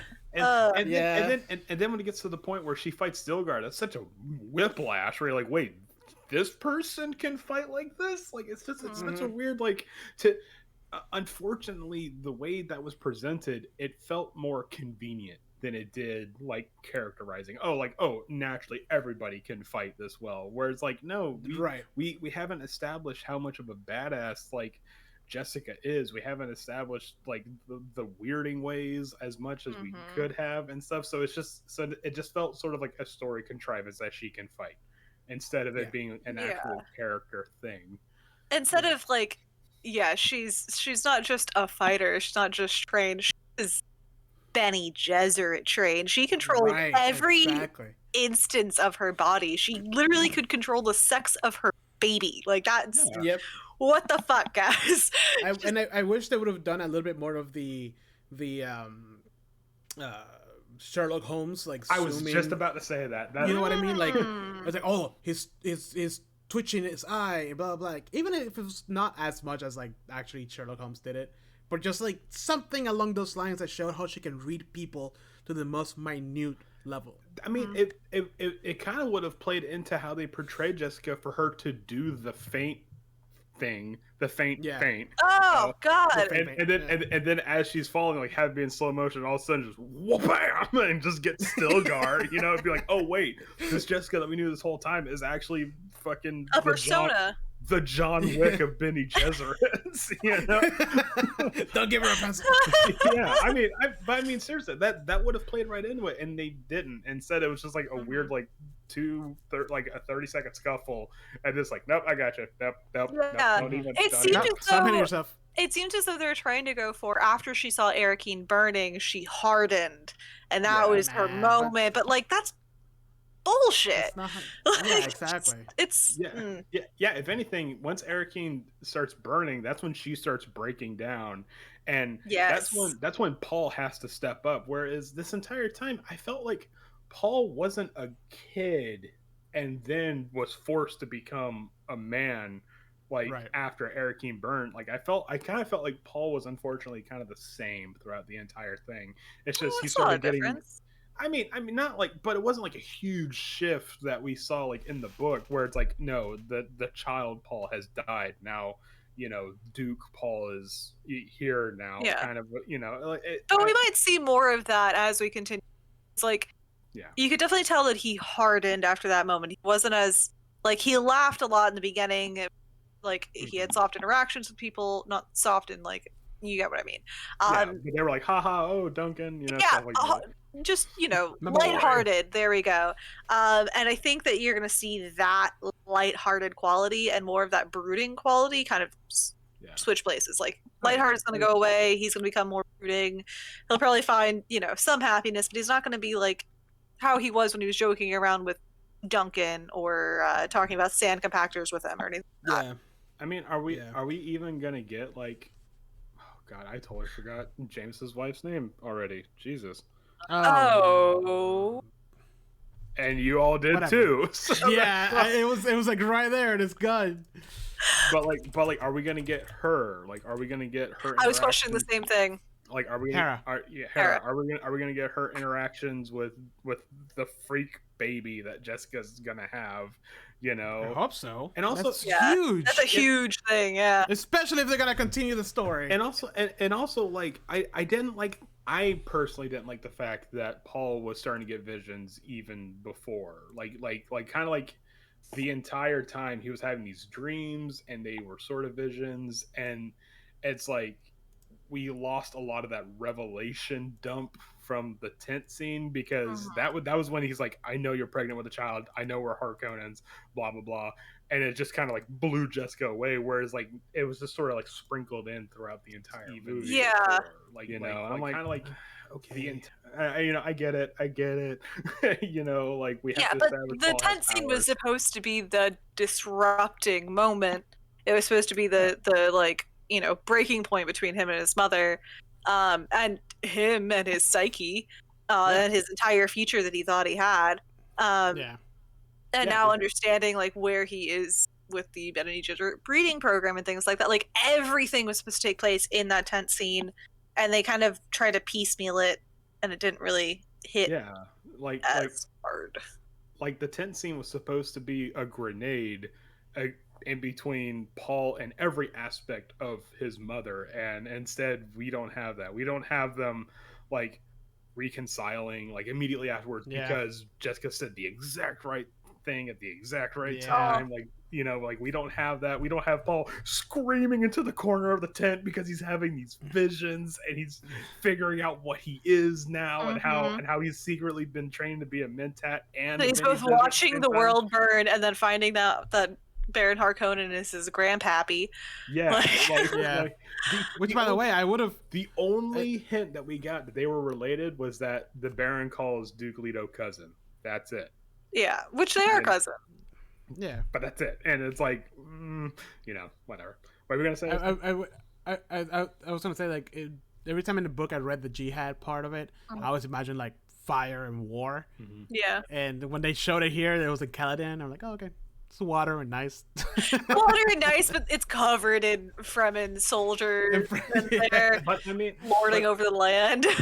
But I really like the visual though of Zendaya smiling, and then the camera goes over her and you see Fremen leaping out of the sand towards Sardaukar. Amazing. And it's like the hand dipped in blood, a pile of corpses on fire, like very striking imagery. So I'm like, okay, I'm okay with that, you know.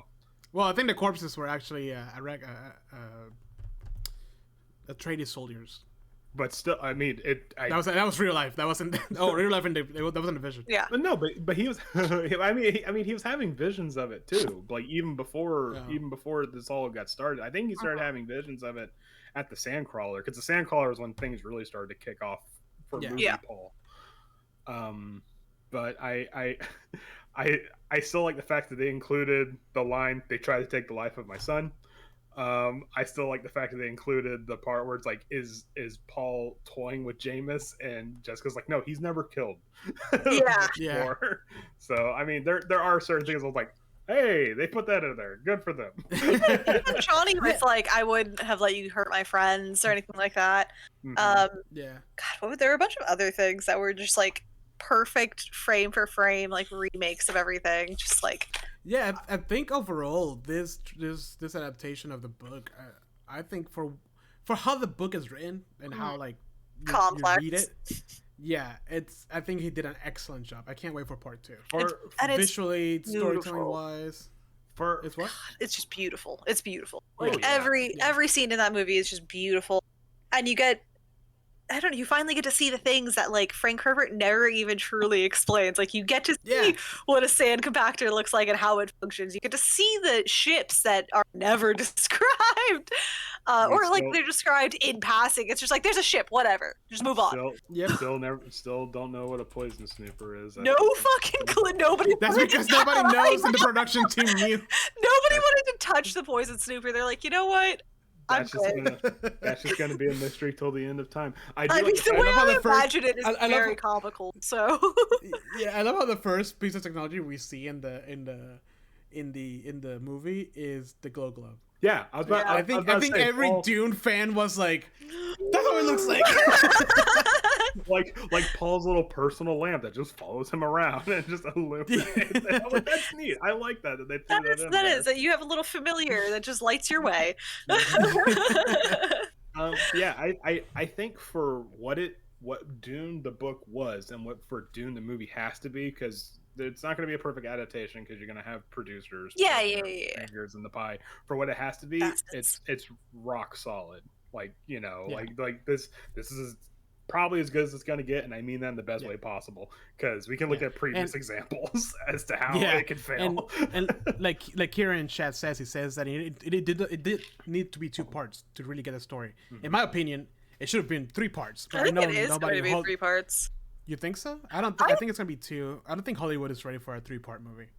No. Bullshit. I think so. I think they could do it. A trilogy is what Hollywood is like hungry for. They love not for something like this. Not for like. Oh no, probably not for something like this. But if they can fucking squeeze a trilogy out of the goddamn Hobbit, they can squeeze a trilogy out of Dune. And it failed tremendously. So they don't care. They got theirs. So whatever. I mean, critically, yeah, it was terrible. But hey, whatever. The producers. No, financially, like the last 2 movies didn't do anything. Yeah, I know, but still, they tried. Yes. And now they learned their lesson on trilogies. You're totally right. Holy crap! Apparently, it is going to be 3 movies. Called it. I mean, they say part 1 in the beginning. I think they are really going to stick with part 1, part 2, part 3. Yeah. We decided to split the first novel in 2, so now we are at 3 movies.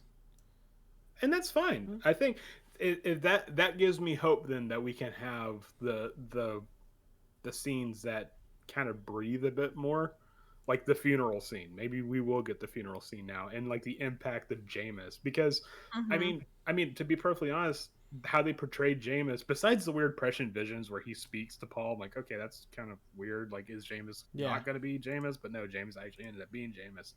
That's going to be weird for anybody that didn't that doesn't know the context, but whatever. Oh snap! Okay, sorry. No, just so we got breaking news. Breaking news. So Villeneuve announced plans to make a 3rd movie, but no, this book is going to be 2-part. Okay. The 3rd movie is going to be Messiah. So he is planning on continuing the story. Yeah.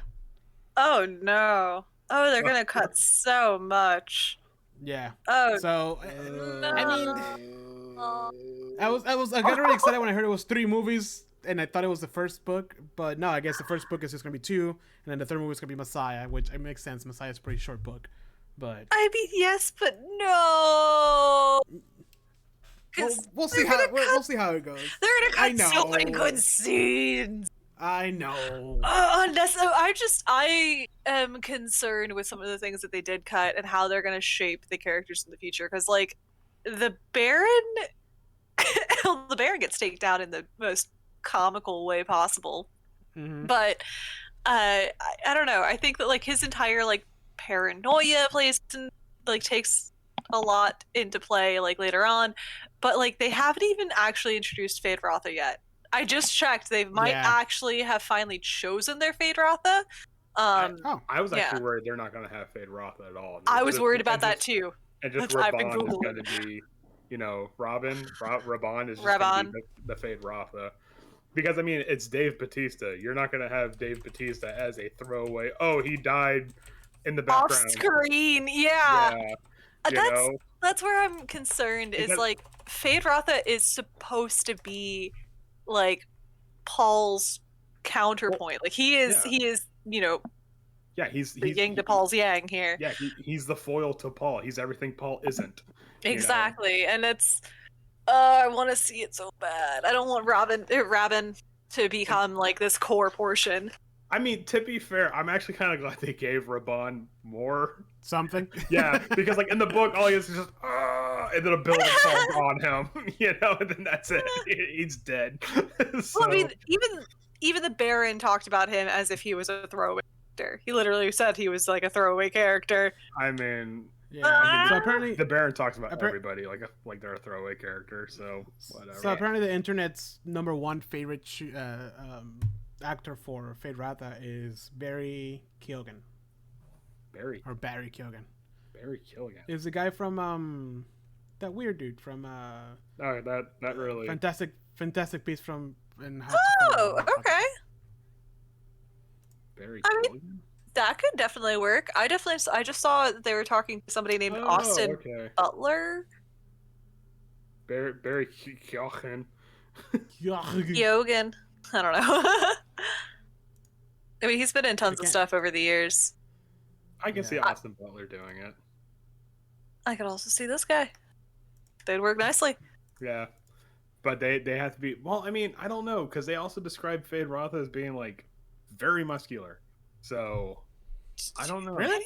I thought he was like wiry. I thought that was his. Yeah. Well, I mean, I thought I could have swore that like before the Gladiator. Karen is also suffering with us when I said that it was going to be 3 movies. Oh no! I'm sorry. He's like, oh my god, kill me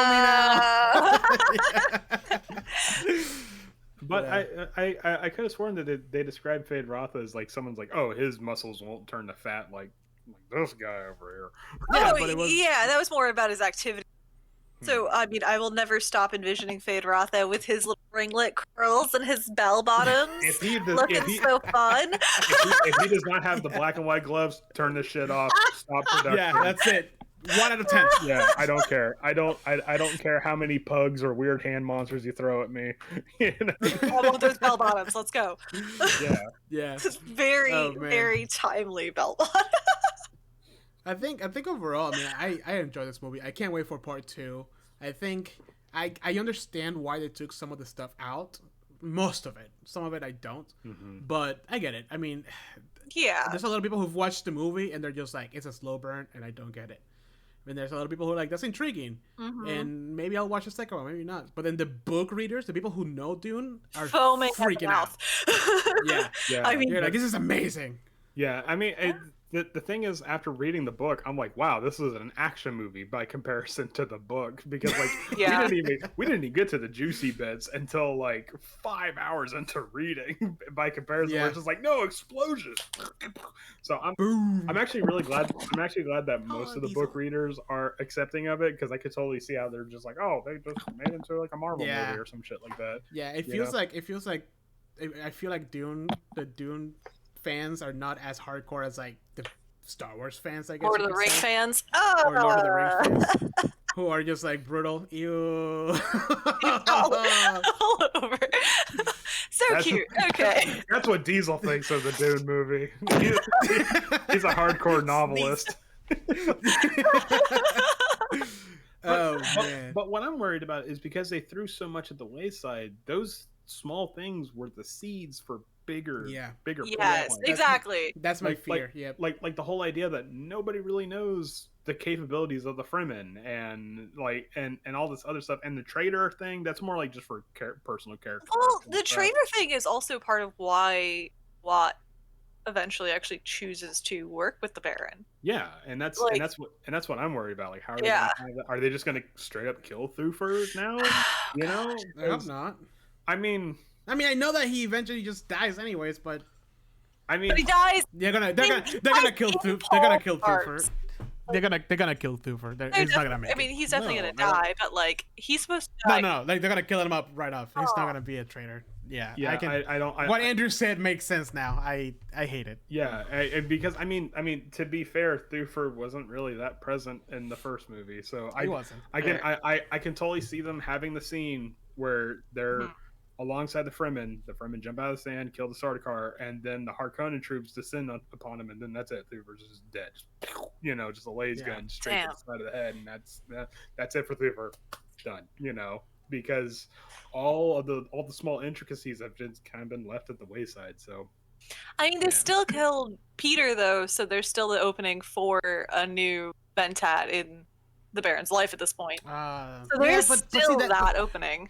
But the thing is that they haven't talked about how important a Mentat is for the house. They didn't even say the word Mentat. Holy shit! They did not say Mentat once. You are 100% correct. so for at least I don't remember him saying. No, they never said Mentat.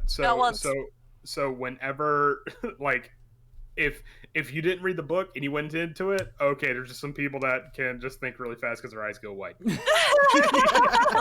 They just are really good at giving you facts and figures just off the top of their head. They're just great. Yeah, you know. Yeah. Random facts. I mean, they kind of threw the whole Mentat thing by the wayside too, which is like. And honestly, how they also throw away the conditioning of the Dr. Hewitt. Yep. Yeah.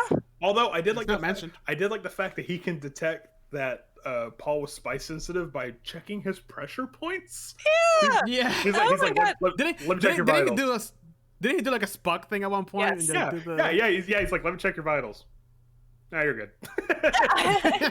He move his hands around his whole. Yeah, you have pre-hypertension, and you might need to lay off the red meat. If you're gonna. Yeah, your diet's not going to deal well with you tonight. Let me check your vitals. Oh God. Oh my God. I'm so sorry, Paul. Oh God. Oh no. Oh man. Nothing's wrong. Right, You're just having a bad day. Yeah. If you had to give the movie a final rating. Oh gosh. I'd give it like an 8 out of 10. Yeah, I'm sitting at 8. I'm going for a 9 out of 10. Yeah, I'm between like 8 and 9 right now, so I'm gonna sit at 8.5. I mean, visually it's just visually it's incredible. It's visually stunning. I love the soundtrack. The acting is on point throughout. Yeah. So I love all of that. It's just a little bits they had. It's just a little bits they had. I was totally on board with the casting for the most part. I actually feel like the lady that played Melisandre would have been a good Jessica. That was like the Jessica in my head.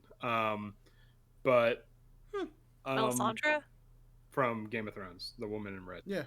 Oh yeah, she would have actually. Yeah. Because she could have. Maybe that's where George R. R. Martin got inspiration. That's probably exactly where she got inspiration from. I mean, let's not even talk about George Lucas, but. Kieran's gives it a 9. Nice. Okay. Yeah. So we're all the same camp. Okay. Yeah. I mean, I agree. It was visually awesome. I love the soundtrack. There were some pacing problems, but I understand that. Yeah. There was a lot. I mean, there's some pacing problems in the book too. Yeah. Exactly. Yes. History will remember this is why. Excuse me. In credits. If they don't have that exact part in the book where it's like history will remember this is why, it's credit, just hard credits, no fade to black. A film by Denis Villeneuve. They'll take it one whole point down. Oh my God, we just need the line. Just the line at some point, please. Yeah. No. I need it like Andrew says. It has to be the last line said, and as soon as it's even before they finish the word. You just see Shady looking very confused. What? looking horrified halfway through the sentence because they cut her off. A film by Denis Villeneuve. Yeah. That would be book accurate. Yeah, it would be. But yeah, it was beautiful. The sound design was amazing. They tackled a lot of things that aren't even clearly explained in the book, like really well, and everything felt right. Just the visual effects. Effects, yes. But there's the nitpicky thing of like, hey, read the books, and we know you're missing some stuff.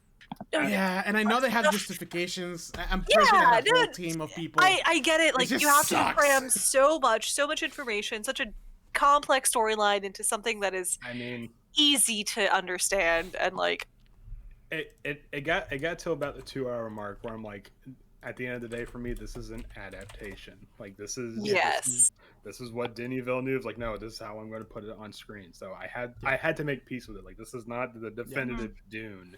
Like, Oscar Isaac is the definitive Duke in my mind. Oh yeah, I agree, 100%. And Timothy Chalamet was a Charlemagne. Charlemagne was a great. Charlemagne. Gurney was. I felt like Josh Brolin was a good Gurney. They just need to make the scar 10 times bigger. So much bigger. I need this thing to like come down. I need to wrap around her shoulder. Just hand like. I don't know how I felt about Jason Momoa being Duncan Idaho. I kind of felt like that was, I loved it.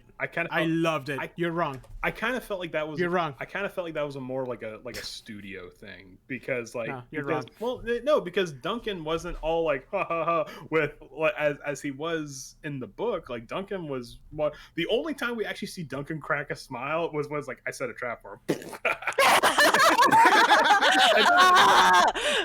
I want that scene so bad. But I mean, Jason Momoa did win me over. So I was like, at first, but the hallway scene. Oh my fucking god, the hallway scene. Yeah. Wait, before you keep going with the actors, we actually have a question from Kieran. He says, which actor for the Baron is your guys' favorite? Stellan Skarsgård or Kenneth? Whatever his name is. Ooh. Kenneth Macmillan from the 1980s movie. I think this. Listen, the Skarsgård family is like my favorite actors. All of them are just really good. Mm-hmm. Let's see. So the fact that Stellan was in it, when I saw that his name popped up when the movie was first, like the trailer, and I'm like, wait, that's not really him, is it? And I looked it up. I was like, holy crap! Oh yeah, no, yeah. You could totally tell that was. Let's see. Yeah. I'm actually trying to. I'm sorry. I have to look up who this guy is. Kenneth Macmillan. Okay. Kenneth Macmillan. Okay, so here's the thing. I just looked up who Kenneth Macmillan is, and we kind of described how like the Baron is the most disgusting person imaginable, but he's also a Saturday morning cartoon villain. So the 1980s Dune kind of has that look of the Saturday morning cartoon villain, but which Skarsgård is this? I almost said Bill. Is that the wrong Skarsgård? Daddy, it's Daddy Skarsgård. Stellan. Yeah, Stellan Skarsgård is an imposing, terrifying Baron. Yeah. So yeah, I'm gonna have to go with Skarsgård on this. Yeah, I'm gonna go with Skarsgård because he definitely he hit the menacing, disgusting quality you want in your Baron. I actually wanted to see Brad Dourif be Peter again. I felt like that was kind of a good choice because Brad Dourif plays a disgusting henchman really well. Yeah. So, but yeah, I agree. But the choice for Peter DeVries in this one was still pretty good because that guy is also even if you gave him his eyebrows back and his hair, he's also still a little unsettling to look at. And he plays those characters like he plays those like characters you don't know if you want to like them or if you run really fucking far away from him. He's really good at playing those characters. As soon as you see them, red flags start popping up. Yeah. You're like, are you gonna murder somebody? I don't know how I feel about this guy. Just kind of one of those people who, like, if they came out that they were really question it. Yeah. It's like, oh, okay. I would love it if they have Kyle MacLachlan as like a Fremen in the Siege, just hey, I'm here, guys, just like as a background cameo. Just be like, we didn't forget about that, dude. But I really don't see that happening because that would be an immersion breaking.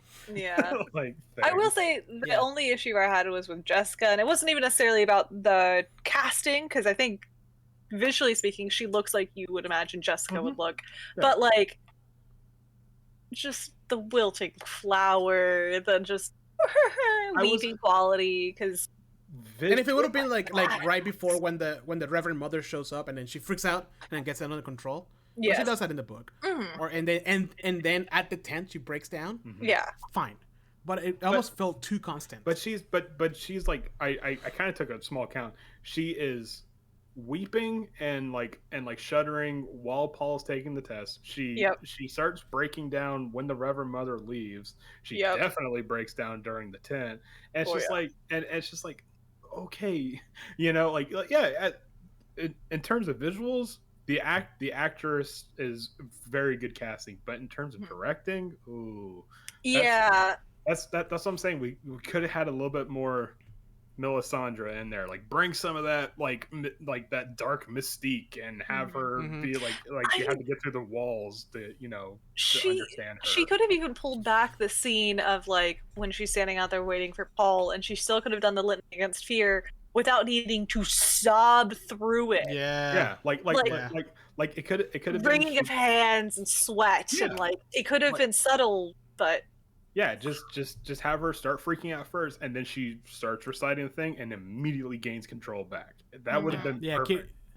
Yeah, Kieran just said in chat, it's like the composure needs to come back. She's supposed to be tough as hell. I know. Thank you. Yeah. However, I'm gonna change my rating to a 1 out of 10 because it was not Pugs. But you got the hand creature. You got the hand spider guy.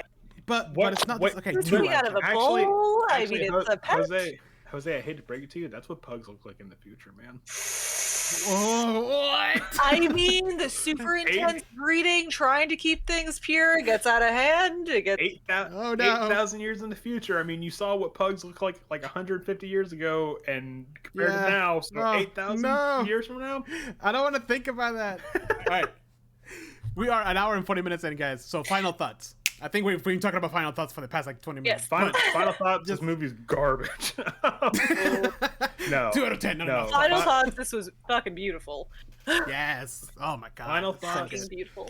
My actual final thoughts. This movie is good, especially for the book reader. However, I am worried about people that didn't read the book going into this.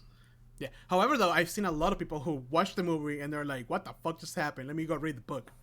And one of them, I was like, "Hey." It's one friend of mine, and then she's like, "Oh, I'm reading this. I keep going to Google," and I'm like, "Yeah, I did the same thing. You can listen to the Gum Jabbar podcast; it helps out a lot. Yeah. Or you can listen to our podcast, and it won't help at all. Which won't help at all. We're a bunch of rambling morons, and we jump like 300 pages into the future because we got to talk about that scene, though. I don't care about pages. Or we keep going back 150 pages because can we just talk about the dinner scene again? The dinner scene, please. Well, welcome back to D&D, and by D&D I mean Dinner and Duncan. Hello. Oh man, but yes, overall amazing movie. I loved it. I'm probably gonna keep watching it every now and then because it's just a good movie in general. And I can't wait for part 2. Go back on the shelf for a second. I need to take a break. Too much Dune. When my dad asked me a question about Dune, I talked during the Dune podcast. He's like, "It's okay. You're really in it right now." Teresa asked, I thought you guys were talking about D&D. When does this become like a Dune book club? I'm like, we're just branching out a little bit, okay? Let us test the waters. Don't judge me. Oh, Kieran says, "Pleasure meeting you guys. Have a fantastic day. Big love and nerdiness from the UK." Oh, thank you. From the UK. Wow. From the UK, yeah. Make sure to follow us on Facebook. We also have a Twitch account, and we play D&D on Wednesdays. And it's so fun. Come join. It is a lot of fun, so make sure to join us. I'm really excited about next session. I'm so excited about next session right now. Speaking of which, favorite section of the podcast? Session news. I thought we were going to talk about the news. No, Andrew. We don't talk about the news. Gas prices all D&D. Time. Oh, not that news. Okay, different news. If you say Elden Rings one more time, I swear to God, No, breaking your campaign. I'm gonna send a bottle of water to Teresa and then just text her every time. Go over and miss it. Just thanks. He's doing it again. He's doing it again. Grab the bottle. I should put bleach in it. Oh man. It's like a little salt. Okay. You guys find a magic ring on the mountain. It just says Elden on it. All right, Andrew, start with your favorite session highlight. Come My favorite session highlight was when Beery misquoted Helen Keller.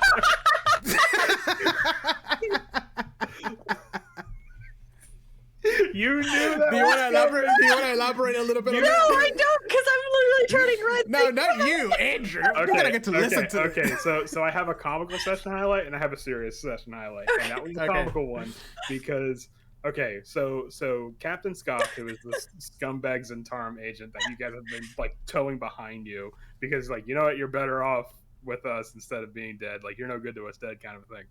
Come with us, walking rations. You find his coworker / girlfriend maybe dead on this mountain, and Octavia says this really touching line, a really touching quote from Helen Keller, which I actually forget about, and I'm really sorry, Jose, because it was actually something along the lines of like, the ones you love never leave you.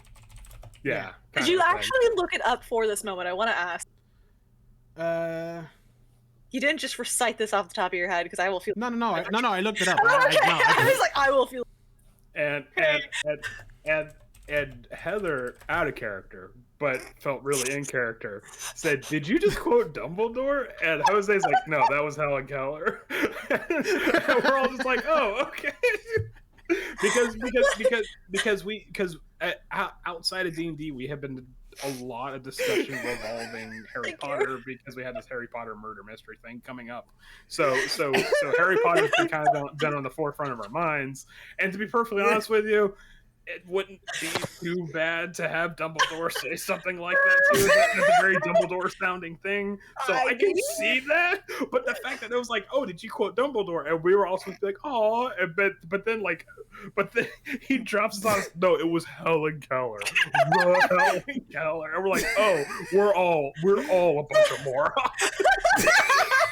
I'm glad I wasn't the only one because I completely killed the moment, but it was so funny. So really, it pulled the rug out from all of us because none of us except for Jose knew what that quote was from.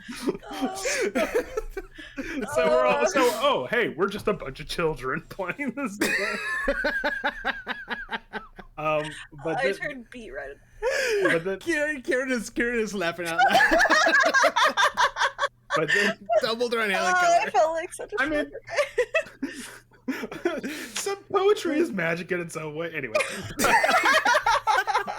But then my serious moment is when you guys find the ruins, and it's like immediately everyone's like, I want to get the fuck out of here, but I also kind of want to explore this place too.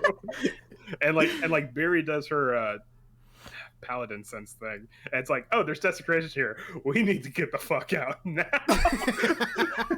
Yeah. Did we talk about the session before this too? Or no, we haven't. No. But let me. I want to talk about my moment highlight real quick before Andrew takes it away or takes it from me. Okay. It was so we get to this cave and there's a Yeti in it.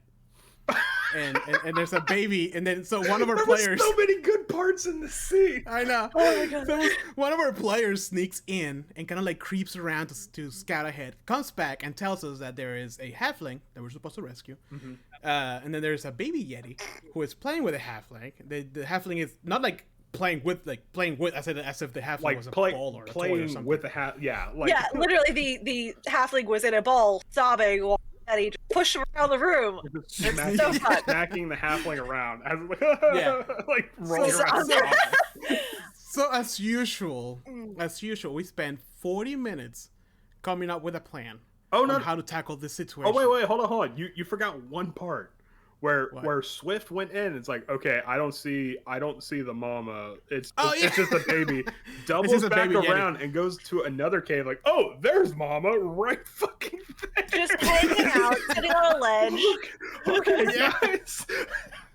Okay, now go on. And then, so he spent like, I kid you not, it was 40 minutes of us talking in character and out of character about how to tackle the situation. Mm-hmm. Questions about like killing the kid or leaving him alive after we kill their mother.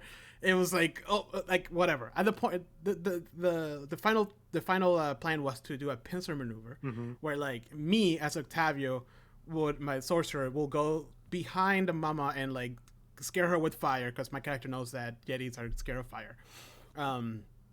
And when they do that, the other team kind of like comes in as a surprise and gets like a whole attack, rescue the halflings or whatever. 40 minutes devising that plan. We do it. First roll that I have to do, which is a stealth roll, fails. Plans goes to shit like that.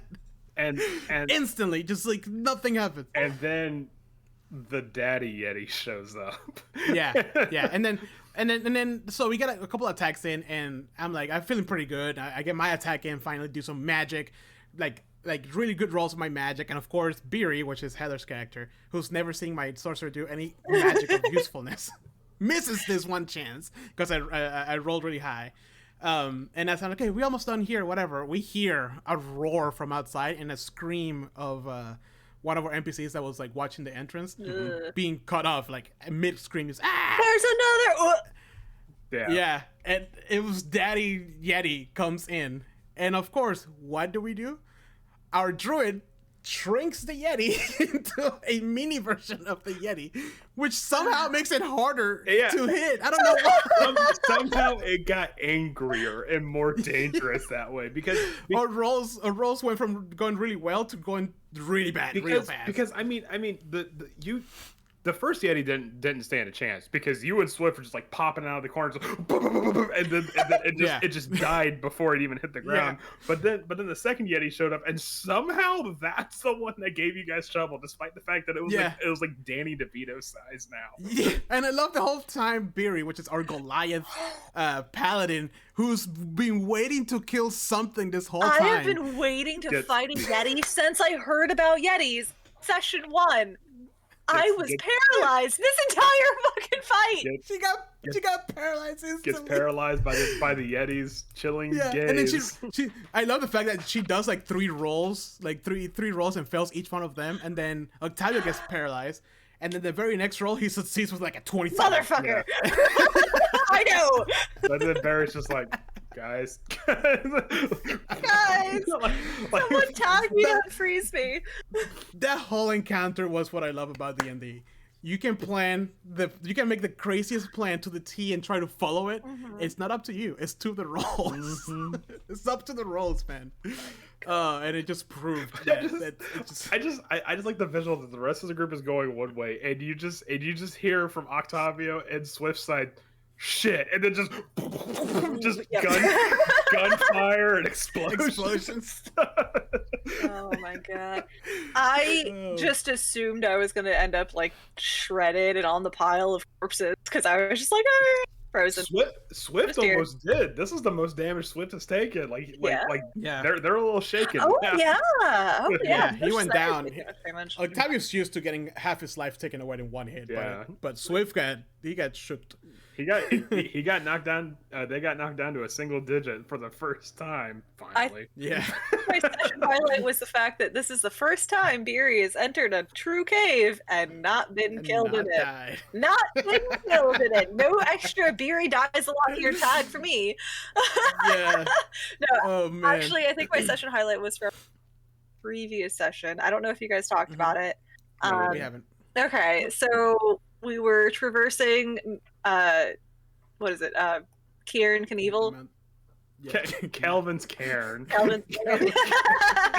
No, it's Kieran's Knievel now. It's actually Kieran Knievel now.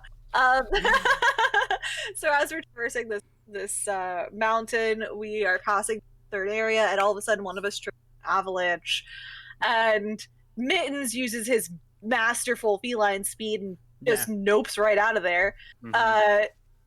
Swift literally yeets himself out with a Zephyr Strike behind him to just propel them all the way through. The captain makes it, but Beery and Octavio are left like in the midst of it, and I managed to get us to a rock outcropping, tie us to it, and then save Octavio from being pulled off the damn mountain with my massive muscles. The only time I make a good throw. Octavio's just hanging on to one arm. with a natural 20 strength save, by the way. Yeah, that was intense. Oh god, Octavio took so much damage. I loved that entire thing. That was like what my character felt like it was in its natural habitat. Yeah. And Octavio probably got a glimpse that Beery actually gives a shit.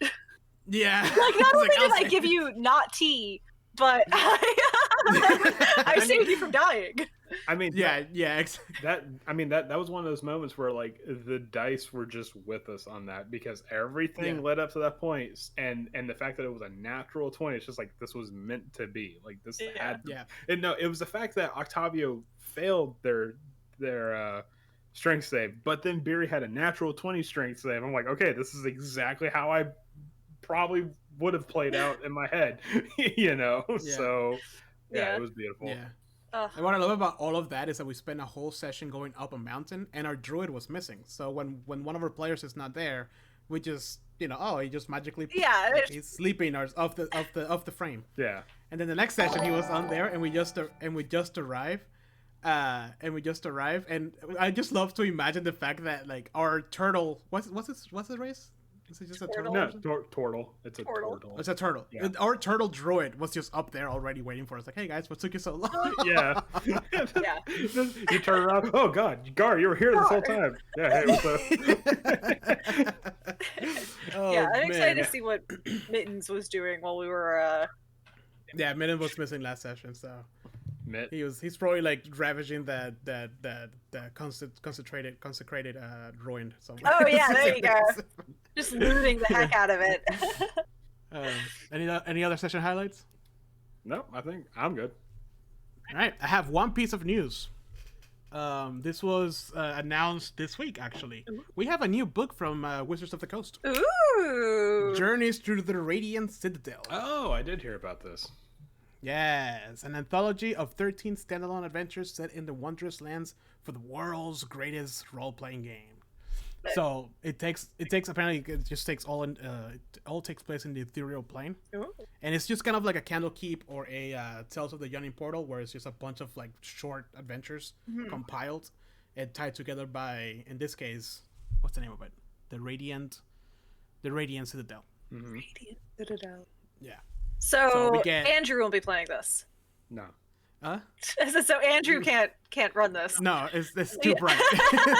Too much sunlight for their taste. Too much sunlight for Andrew. No, we need to tone this sunlight down just by 100%. Yeah. Radiant. More like gradient. Someone took the sun out of the Radiant Citadel. I'm sorry, what? So it's 13 new standalone adventures from level 1 through 14. All of them have their own maps. Mm-hmm. It introduces the Radiant Citadel, a new location in the ethereal plane that connects the adventurers to a richly detailed and distinct corners of the D&D multiverse. Each adventure can be set in any existing D&D. Well, yeah, and then 11 new monsters. I'm reading a little, not an excerpt from it, but an interview with one of the writers, and there's one of the adventures is called Salted Legacy, and apparently it takes inspiration from the cooking TV show Chopped. So. Really? That will be interesting to see. Oh my god, we need awesome. like a reprieve of Small Drax for that. Yeah, have a competitive cooking show. He's the final boss. Oh my god, how much fun. So new book. It doesn't seem like the adventures are like remakes or remasters from previous adventures like it has been in the past. That's fun. So I'm excited. Well, I'm excited to see the new monsters. Candlekeep was all original stuff, right? Mm-hmm. Yeah. I think Tales of the Yawning Portal was the one that was all remixed. Well, that and the pirate one, Saltmarsh. Yeah, Saltmarsh was all rehashed stuff too. Which I still have. Kieran says, Githyanki steak, anyone? Githyanki does say. Oh no! Not that You're gonna show up with those crag cat steaks. Really show you how to fillet. Yeah, but because I'm lazy with the news, that's the only news I have. Unless somebody else here has another news. No. Oh, I have no other news. There naturally has been people clamoring, "Where's Spelljammer?" whenever they announce like every the time. Radiant Citadel. They can announce like a podcast or something, and they'll be like, "Release Spelljammer." Oh, Yeah, geez. for sure.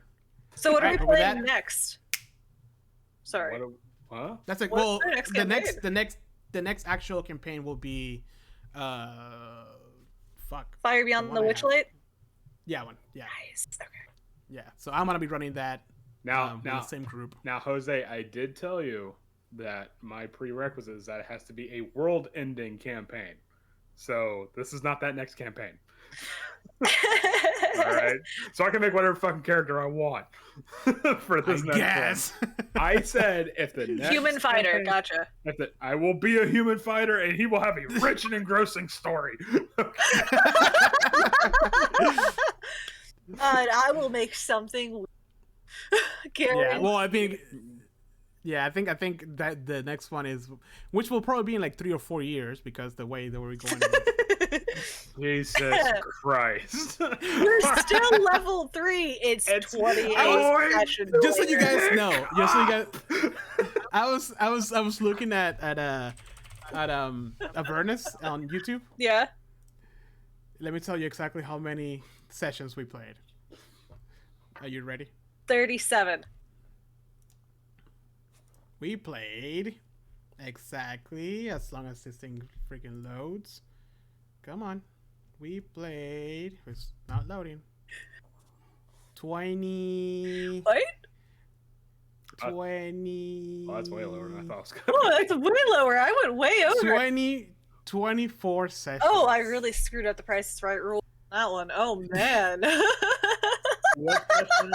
Right now we played the 28th session of this campaign, and we're level 3 still. But how do you guys feel about your character? How many? Look, I really want to know how many sessions of Waterdeep, because it was. Waterdeep was Waterdeep was super short. Yeah, Waterdeep Yeah, that was. was I remember it was exactly like 40 hours. So I'm like, oh great, it was a work week. Yeah, Oh, it was yeah, like super short. It was work, all right. So Yeah. it was like Yeah. it was like roughly like 10 sessions, I think. Waterdeep Really? was super short. Yeah. So Kieran, we played D&D on we streamed D&D on Wednesdays, 6:30 p.m. Eastern Standard Time. Good, we're on time. Kieran says 24 sessions and still level 3. How does that happen? 28 sessions. No, we're 28 sessions, Kieran, not 24. Sessions. 28 sessions in and still level 3. I don't know. It's a great question. How does that happen, Kieran? I don't know. Is this desperation? Do we count this on the D&D? No, card? that's Okay. only for the one. I don't know. This looks like Pure Fury. Hold on. That's a new one. I asked you guys if the pace was okay. Listen, when you said slow pace, I mean, we didn't You think. asked at the beginning of the campaign. We were only like 10 sessions in. Of course we're going to say okay, but... It's going to pick up. I promise it's going to pick up. Okay. Oh man.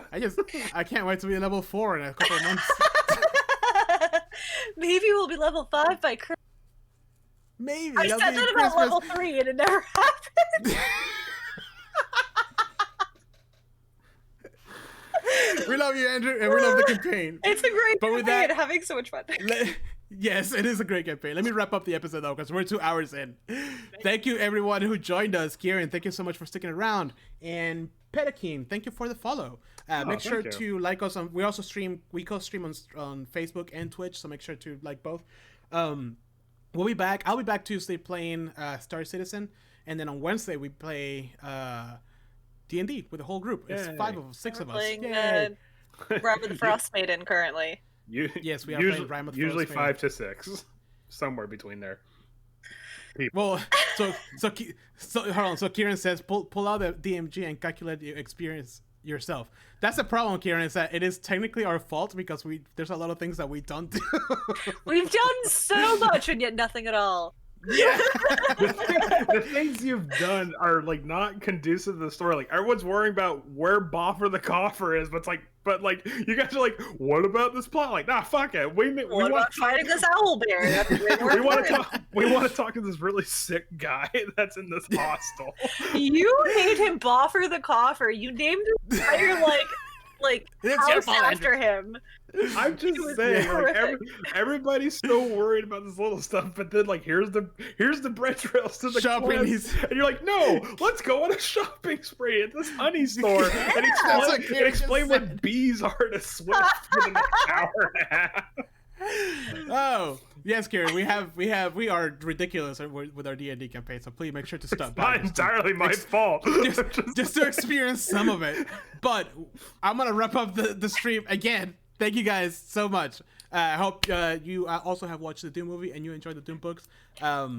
We are super excited about our Realm of the Frost Maiden. For as much as we bitch about being level 3 after 28 sessions, we really love it and it's a lot of fun. So make sure to join us to have a good time with us in chat. And with that, you guys have a wonderful rest of your week. As always, keep on gaming. But it makes the level up that much more gratifying when you get That's it. No, it does not. That's it. Bye. Say bye, Andrew. Bye. Bye.